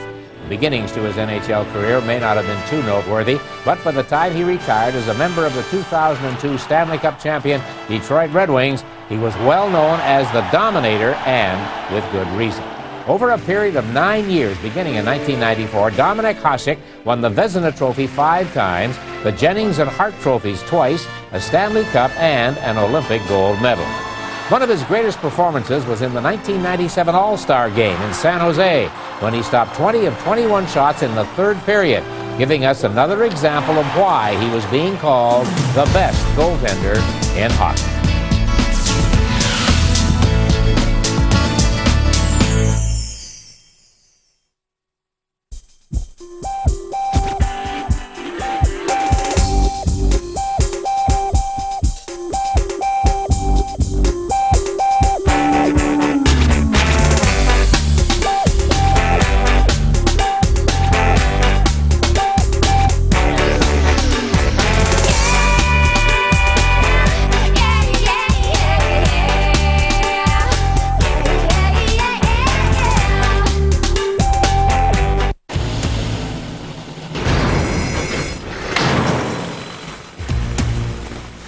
got something? You bet. Take a look at this core sample. That's the motherlode. We had to drill through banana to get it. It's Tim Hortons' newest muffin, Banana Berry Burst. Banana, raspberries, blueberries, and a delicious fruit filling. Get any muffin and a medium coffee, just $1.79. And there's a lot more where that came from. Hi, I'm Keith Hernandez. And I'm Walt Clyde Frazier. What a marvelous night for the action. Let's go to the play-by-play. Oh, there's Mr. Graybeard approaching Miss Hottie.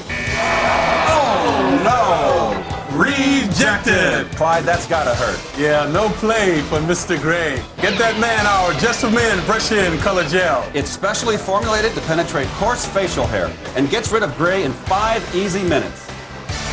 Gets rid of strikeouts too.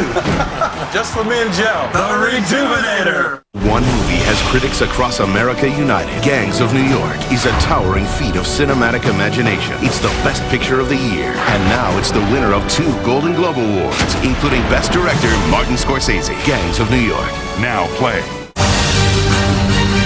Return to the legend. Return to the journey. Return to the adventure. The Lord of the Rings, The Two Towers. Now play. I know I wasn't there. Police interrogation techniques. You're blocking it, buddy. You do know. Can they make you confess to a crime you didn't commit? It's like they kill your spirit or something. CBC News Disclosure, Tuesday night at 9. Back at the Pengrove Saddledome, third period straight ahead. It's 3-1 Calgary on a controversial late second period goal. Well, Dave Lewis is upset because Don Koharski waved it off immediately, and if it's inconclusive upstairs, then you got to go with the official, which would mean no goal. And the question is it a goal or not from the video goal judge? He ruled that it was conclusive. We'll show you some angles in a moment, and you can be the judge. Doug Young is the man in charge of the video up top.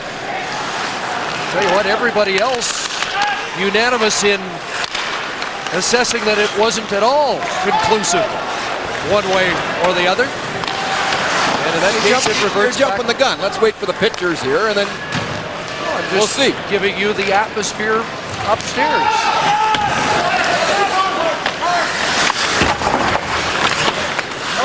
Detroit has not won 2 consecutive games in 2003. They'll have to come from behind tonight to change that. Datsuk and Clark. There's Niedermeyer, who started the scoring tonight. And now Kuznetsov. Puck up at center. Hull lurking around the Calgary line. 5 shots for Brett Hull. Most from prime scoring position in this game. He digs it loose. Here's Hull. Centering in front off Yell. Back to the point. Boileau's shot knocked down. Niedermeyer's away. Speeding down the left side. Here's the shot to the glove. Stop by Joseph. Well out on the white ice. And that gives us a chance to take a look back to the end of that second period on the Toyota game file. Well, let's show you all the different angles. Here's the one from the overhead. Now, the camera in the overhead's a little bit back as well. To me, that's inconclusive, although it's very close. Here's a different angle here. And you're going to see the leg of the Detroit Red Wing player get in front of the shot, so you really can't tell from that angle.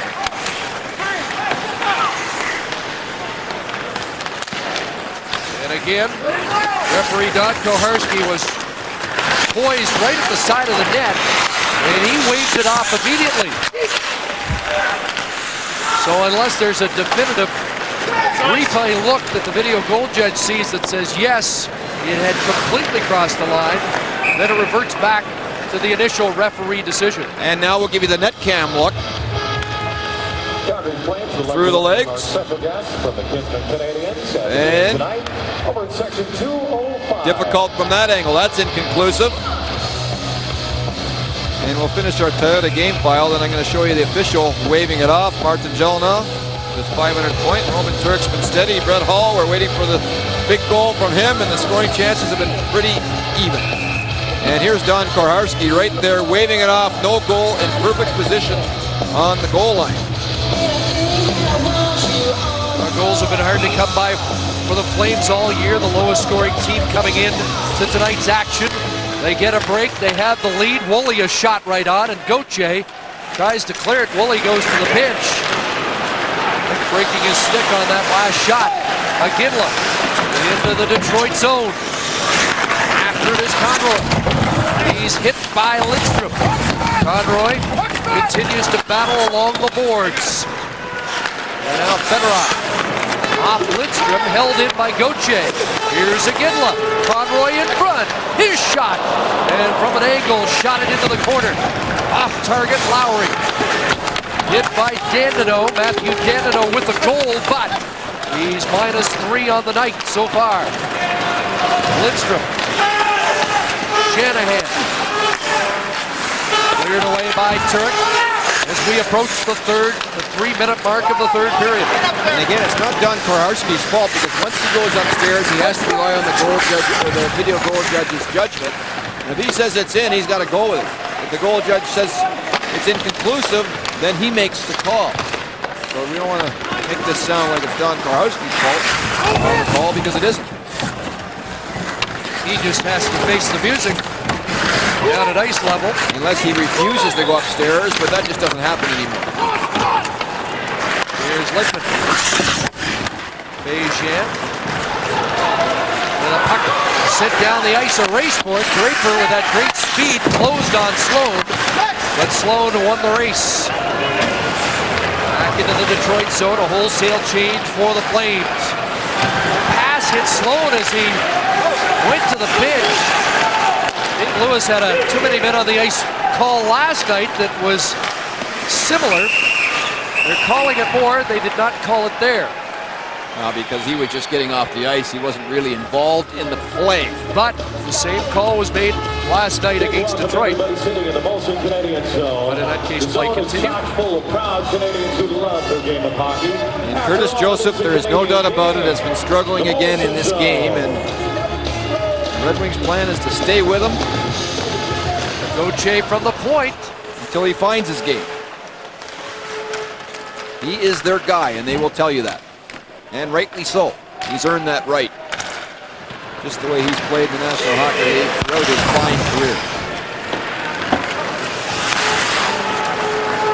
He has had some great stretches this year, and he has been spectacular in games against Calgary. Again, 2 shutouts. And he was the first star in a 4-2 win when Calgary outshot Detroit 31-18. Not tonight. Here's a loose puck scooped up by Johansson, trying to send away Drury. And Woolley won't let him by. Joseph lays it around to Hull. Now Woolley will try this side. Dandeneau past Datsuk. And all the way down the ice. Up ahead, Turek to Regier. He'll dump it in, bouncing into the glove of Joseph. And he holds it long enough for a faceoff.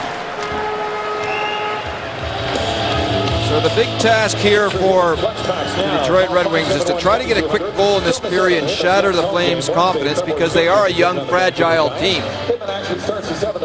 And meanwhile, for Calgary, the longer this goes, the better off they are and the more confidence they would build, and this would be a big win for them.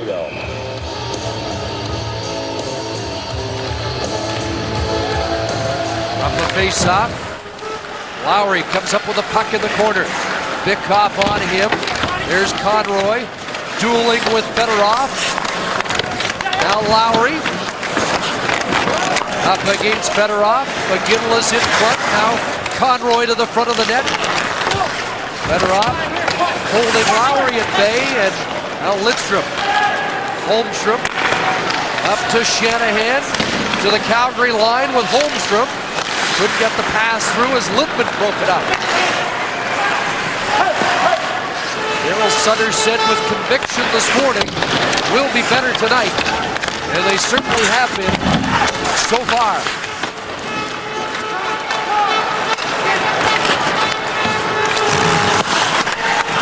Bejan unable to get it in, and Sloan does send it in offside.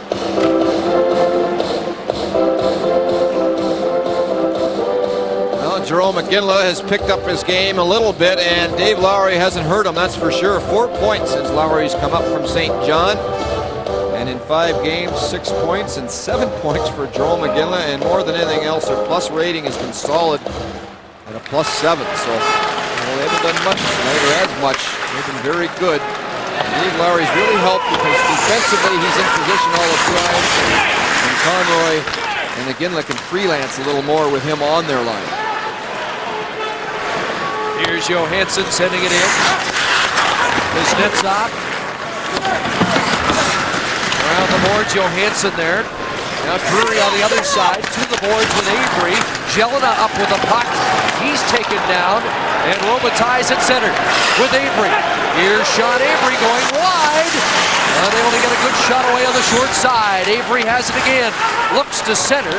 That pass didn't reach Devereaux. And the Flames get it out. Calgary changing on the fly as Boileau and Woolley move it back in. Here's Datsyuk, shot, it's blocked. And Yell looks for it and flips it over the glass. Out of play. CBC's Hockey Night in Canada returns in a moment. Mount Everest at 4,300 meters. Muscles twitch, nerves fray, engine roars. The awe-inspiring new Forerunner with advanced technologies like Hill Start Assist Control, Downhill Assist Control, Torsen Center Differential, and Xrius Sport Suspension. You find the obstacles, we'll help you conquer them.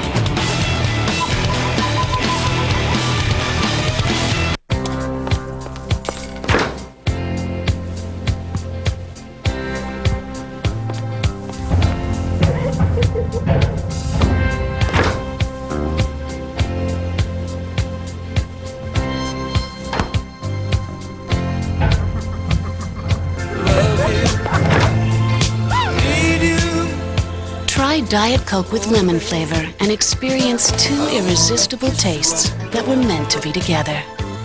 Think any of these top scorers ever earned $1 million for a single goal? In their dreams. But you can.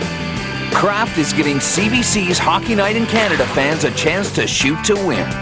Up to $1 million in front of a live NHL audience. Enter online at cbc.ca/hockey by January 25th. And you could shoot to win up to $1 million with Kraft and CBC's Hockey Night in Canada. Not bad for a rookie. Face off in the Calgary zone. Brett Hull back on the ice. A sidebar story at the moment in that Calgary has a 2-goal lead on Detroit. Here's Datsyuk a chance. And it's knocked off his stick down the ice.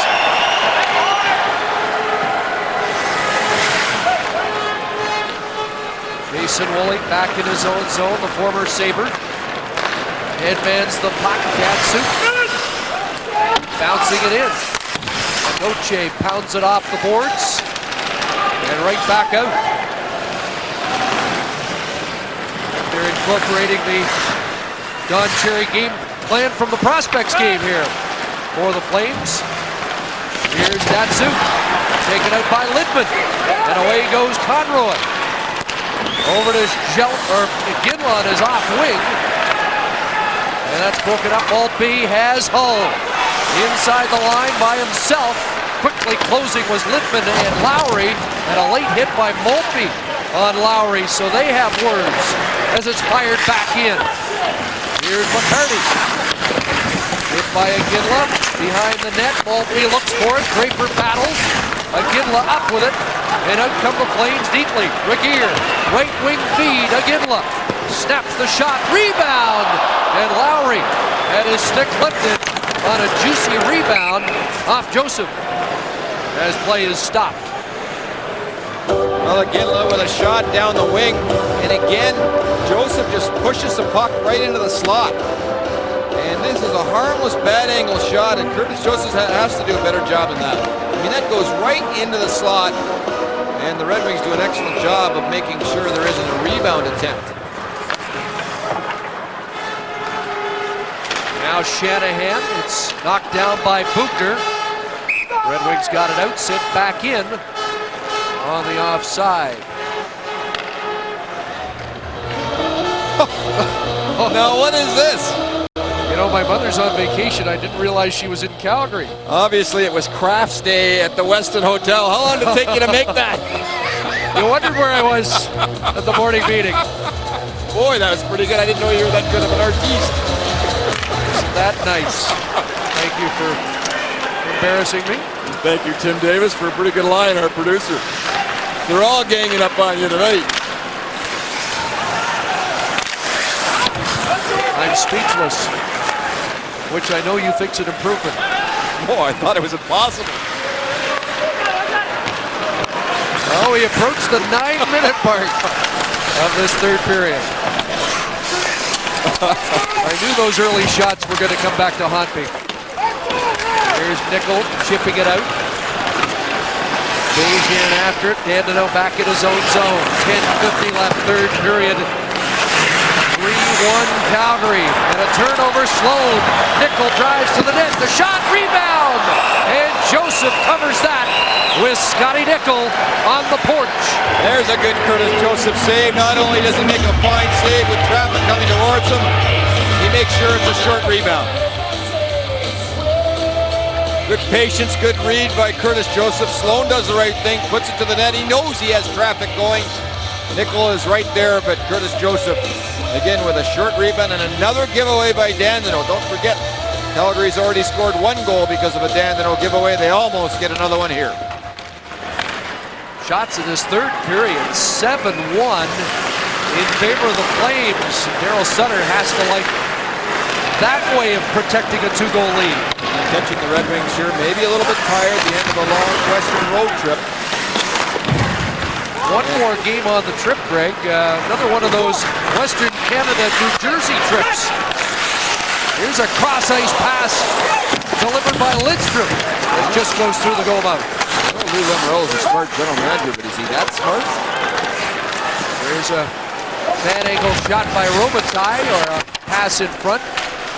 Bitkoff at the point, shot it wide. I wonder if the NHL computer thinks New Jersey's somewhere around Regina. Here's Avery trying to wrap around, and Turek holds it out. It's the third team that I know of, and there may be more, that has come off the Western swing and ended up in an Eastern time zone in New Jersey. Toronto went through that recently, and Pat Quinn didn't like it. Here's Iginla. Iginla to Conroy, now Iginla to the front of the net. The pass back was picked off by Datsyuk. Away go the Wings. Hull with Zetterberg. And the puck slides past the goal line. Turk came out, held in by Woolley. Now Hull takes a long look behind the net, puts it in front, Plains there, and they're able to clear it. Lowry out to center, and he'll send it deep. In fairness to the league, it's tough scheduling with all the building conflicts and everything else, but I think something has to be done. Perhaps a little more human element has to be put into the schedule, because a lot of teams are complaining this year about the schedule and just the way the games are set up in terms of travel. Tampa last week went to Philly once, and then they're coming all the way back home, and they go back to Philly again, and Craig Ramsey was mentioning that, and it's a difficult task to schedule with 30 teams and all the buildings and events that happen in a building, but even at that, it's been an interesting one. Here's Beijing, off the boards, down the ice. Dandino races after it. Gets their first, an icing call. 8:16 remaining, third period. It's 3-1 Calgary.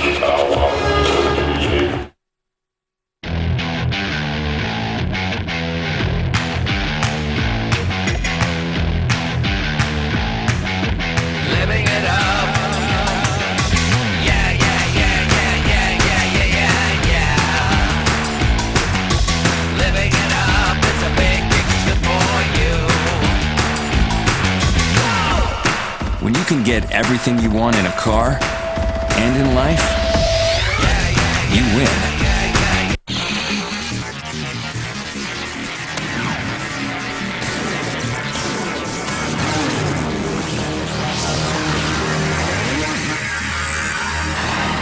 Auto Parts Professionals.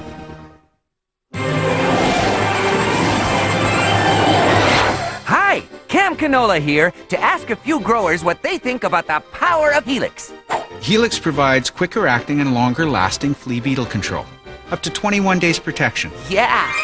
And I find it gives better broad spectrum, seed, and soil-borne disease control. For superior flea beetle control and unsurpassed disease protection, get the power of Helix. You'll be glad you did.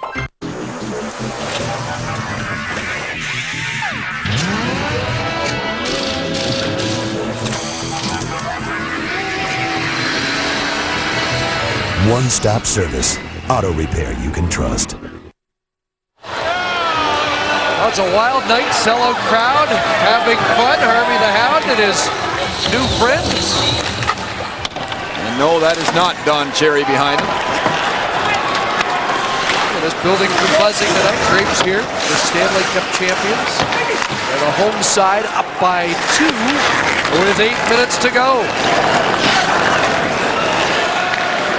Lidstrom to Fedorov, couldn't take the pass. Conroy back in. And now Lidstrom regains control for Detroit. Conroy broke it up and now has it back out at center. Clark sends it deep. Well, after the 7-1 loss against Phoenix, Daryl Sutter had a late off-ice workout for his troops. The next day, he took an easier approach. His team has responded here tonight. Greg, I do want to correct something I said earlier in the game. The Red Wings did go ahead of the Blues last night with their win in Vancouver. St. Louis losing tonight. So the Red Wings will stay 1 point up in the Central. They were hoping to expand on that lead. Brett Hull. Here's Turk. Firing it around. Held in by Hull. Good read on that play. Now Buchner and Zetterberg battle in to help out Johansson. Flipping it ahead, shelling up, and out. And the Flames not wasting a lot of time in their own zone here in the third period. Well, that is the key when you're trying to defend a lead against an offensive team like Detroit who can score goals. 6.5 minutes to go. Datsuk at the end of a shift, and now Detroit will change it up. Daryl Sutter before the game said he'd like to win 3-1. And Brett Hull get the only goal for the Detroit Red Wings. I don't think he's looking at a 3-2 goal at this point. You may not mind that as long as it stays that way. An interesting comment by Sutter, but hey, he loves the game and he has a tremendous amount of respect for Brett Hull. And that's why he said it. He'd love to see it. History in the making. And as Kelly mentioned in the first intermission, the last 5 years have really impressed Daryl Sutter about Brett and the way he's adjusted to the game.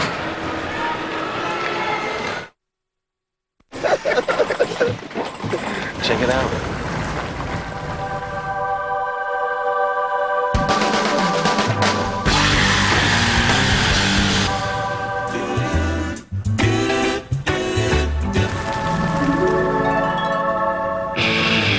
Introducing the all-new Ram Heavy Duty. Ram Heavy Duty. Enough muscle to grab Motor Trend's 2003 Truck of the Year award.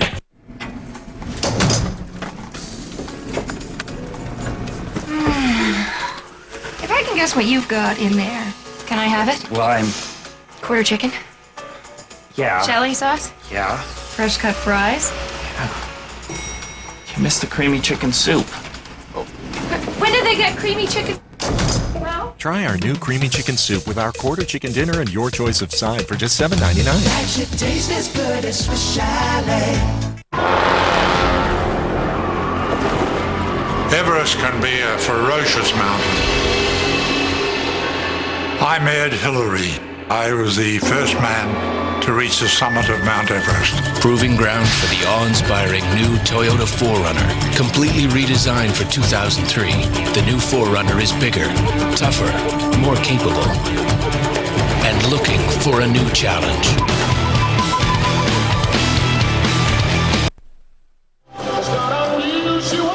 These fans anxiously watching as the Flames protect a 3-1 lead. 5:50 left. And away goes Jerome Iginla. Credited with the third Calgary goal. And how big is that video goal judge decision right now? Little Calgary cushion. As Aginla tries to navigate the traffic out of the corner. Aginla tries to push it back in front off Avery. Conroy will take over. It's been a solid third period for the Flames as we approach the 15-minute mark.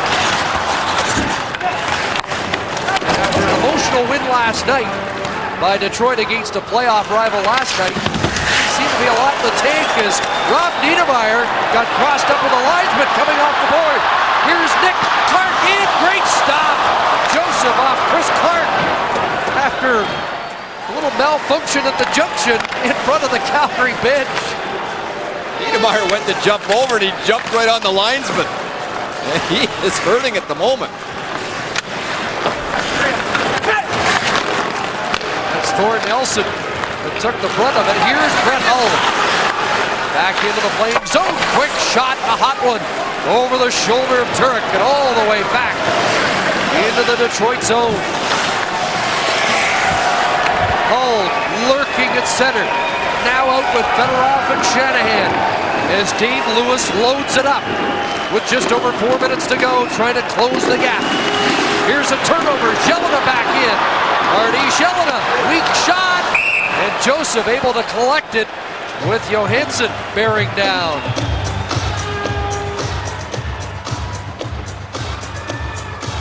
And Jelena here with a harmless looking shot that Sergei Fedorov did a good job in the back shot, and then Joseph with no problem on it at all. But before that, you look at the back check, and there is the collision on the change, and the linesman just got decked, and there was a chance to score for Clark afterwards.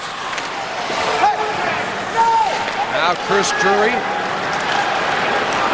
going to the attack. Jelena back for Drury, steered away by Joseph.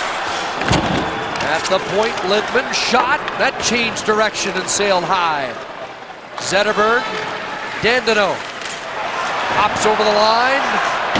It's a glove up into the face of Lindman, battling Lindman in the corner. A pile up there, puck comes loose. Robitaille going to the net, in front, past Zetterberg. Lidstrom fires, puck knocked down in front and sent wide as Robitaille was on the doorstep. Now Zetterberg has it knocked away. Here's a break. Conroy speeding down the ice.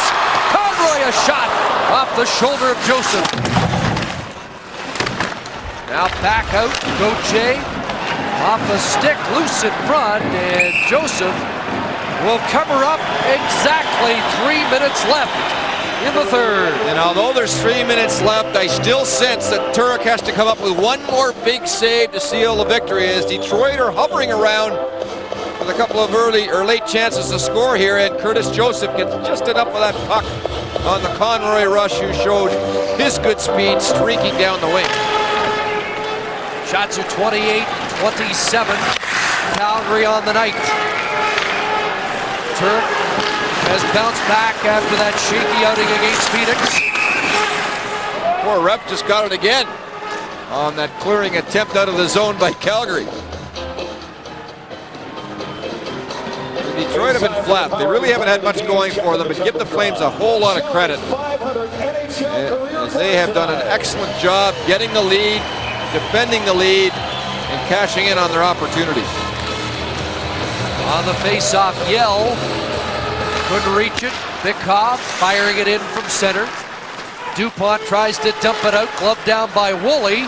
It's held in by McCarty, and that shot gloved by Turek for a face-off in the Calgary zone.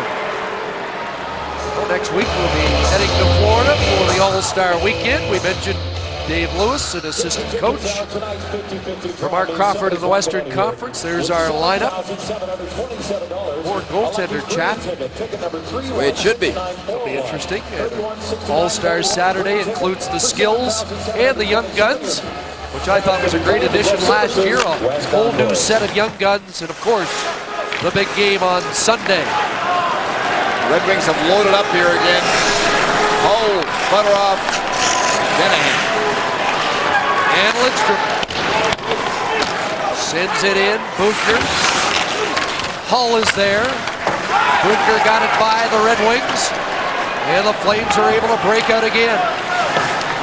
Calgary Flames won one home game in each of October, November, and December, looking for their 5th home ice win in January.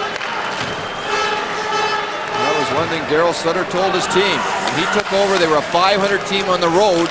He said, guys, if you could just be 500 at home, you wouldn't be in this mess right now. We got to get better. And they have responded to the new coach. They staked out home turf on Monday in the Battle of Alberta. And we haven't talked much about this, but you got to give Daryl Sutter a lot of credit because this is a different Calgary Flame team since he has taken over. They're getting harder and harder to play against. And that is one of his trademarks. There's no doubt about that. They're a hard-working team. And as he said, if we get good goaltending, and we need it, we're an improved team, and Turks provided that tonight. Face-off won by the Wings. Woolley chops it in. High off the glass. Holmstrom battles for it there. And again, the Flames dispatch it down the ice. Bikov will get there ahead of Niedermeyer. And another face-off back in the Calgary zone. And he also said that our defensemen have to be above average, play above their heads, because our defensive group isn't quite where he'd like to see them in their development yet. And we watched them play a lot of Don Cherry hockey in this third period when they haven't had a play off the boards and out. And yes, it has worked, Grapes, no doubt about it. And now the net is empty for the Detroit Red Wings. Hull and Shanahan are out there. Fedorov, Zetterberg, Holmstrom, and Lindstrom. 5 forwards. Lindstrom, the defenseman. Hull snaps the shot wide. Shanahan looks for Hull, finds him in front. Yell there. Off the glass, but not out. Lindstrom keeps it in. Buchner a chance now. Clark, and he'll get it to center. 70 seconds left. Shanahan up ahead, knocked down. Zetterberg back to Lindstrom, and he'll have to regroup in his own zone. Final minute, third period. And here goes Hull. Hull shooting, and that deflects high off the netting behind the Calgary goal. Dave Lewis now will call a timeout to give his star players a rest. With the face-off inside the Calgary zone. More than anything else, I don't know how much direction he's going to give here. More than anything else, just give his big boys a little bit of a rest to take one more crack at the Flames here in their own zone. And I wouldn't be a bit surprised right now if Daryl Sutter is saying, make sure you keep an eye on Brett Hull fading away on the face-off into that far area in the slot that we see him do so often for the one-timer. Yeah, I think Daryl's changed his mind. He doesn't want to see 700 right now. No, probably not.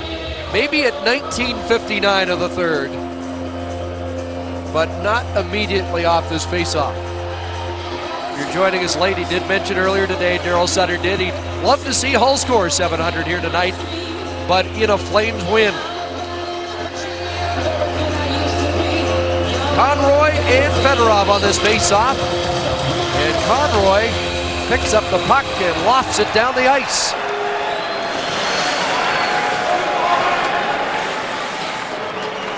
Nick Lindstrom starts out. Lowry watching him closely. Here's Shanahan into the zone. Look for Hull. Broken up. Lowry gets it out. And Lowry plays it to Iginla, and he just missed the gaping net. Under a half minute to go. It's been an impressive effort for the Calgary Flames from start to finish. They've completely tied up the Detroit Red Wings and have not given them very much time or space on the ice, and that's what you have to do to beat them. Here's a shot, and Lowry's got an empty netter with 11.1 seconds to go.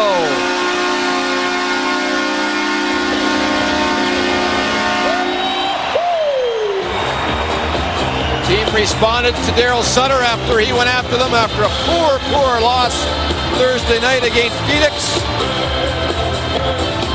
And through the neutral zone, Dave Lowry gains the center ice line, so he gets a crack at the empty net and puts it dead center to seal a victory for Calgary 4-1 over the Detroit Red Wings. 1948 the time of the fourth Flames goal. They'll be in Phoenix Tuesday, hoping to atone for Thursday's loss, then Dallas before the All-Star break. As this game is in the books, Roman Turek responding with a 27-save performance, and in the third period, protecting the lead, Calgary outshoots Detroit 11-4.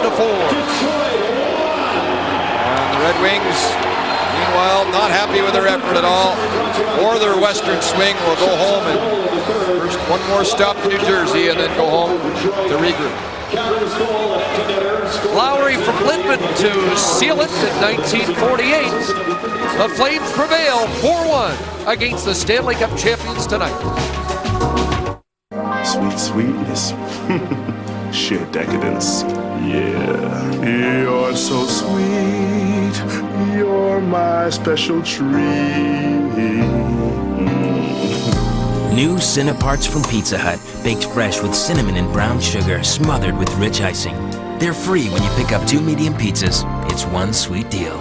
Sheer decadence. You could go now. I know. Cineparts, only at Pizza Hut.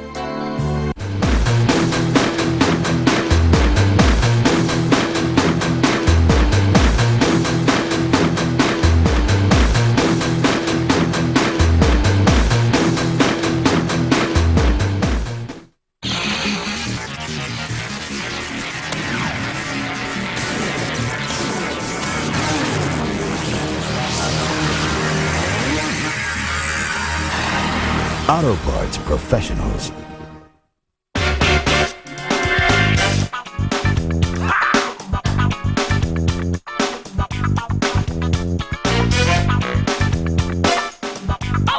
Panago.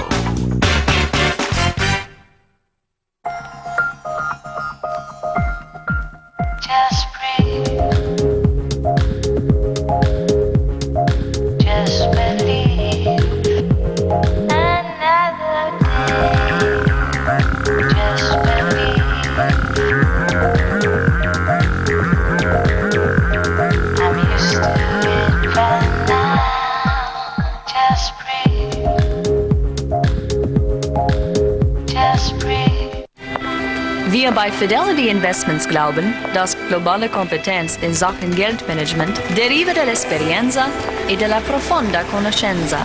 Doinei Hoitao Tsigedepong. Yan Wai. En réalité, pour faire de l'argent sur les marchés mondiaux, we believe the markets cannot be foreign to your mutual fund company.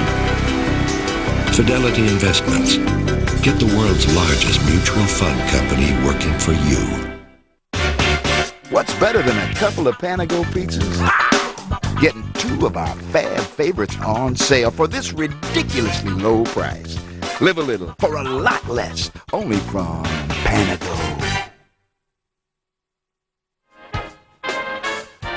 Back in Calgary as the Flames celebrate a big victory over the Stanley Cup champions, Jarome Iginla, his goal may have been the key to the game. Roman Turek, huge performance for Turek, especially against the number 3 star who went gunning for that 700th goal and was denied several times. We'll hope to catch a word with Roman Turek as he gets out of the doghouse here. He had all the press sort of focused on him tonight, so a huge effort for Turek in response to that 7-1 drubbing to Phoenix 2 nights ago. Doug Young, by the way. Doug Young is the video goal judge, and looking at a game angle, it does look like the puck, Iginla's shot did just creep across that goal line, but that really put Detroit out of it 3-1 after 2, and they fall on Dave Lowry's empty netter. Around the league, Montreal gets a point again against the Washington Capitals. It's a tremendous dogfight for the 8th and final spot in the Eastern Conference. With that point, Montreal goes to 50 points. They're still in a tie for 9th, 10th. Colorado wins in Toronto 3-0. Toronto's really found it tough to score. As Harry Neal was mentioning earlier tonight, they scored in the first against Philly and haven't scored since. 2 back-to-back shutouts, including Buffalo's. The Sabres and Ottawa played in the nation's capital, and both teams, despite all the off-ice distractions, have been tremendous lately. Daniel Alfredsson proves to be the difference. Danny Heatley gets the hat-trick as Atlanta scores a 4-1 win in New York. New York a little bit like Detroit. Tough with the 3 and 4 nights for the Rangers. And Mike Dunham playing his 18th in 19 games, getting the nod, so maybe just worn out a little there. Pittsburgh wins it 5-3 against the Chicago Blackhawks. Alexei Kovalev. Randy Robitaille might have been the story of the game. He had a goal and 3 assists, and he centered the line with Kovalev and Hrdina on the other wing. Boston wins 1-0. Brian Ralston gets the shutout, or Hackett gets the shutout. Ralston gets him the shutout win with that overtime winner. Columbus, the only bad news in this one is Dave Scatchard had to be helped off the ice.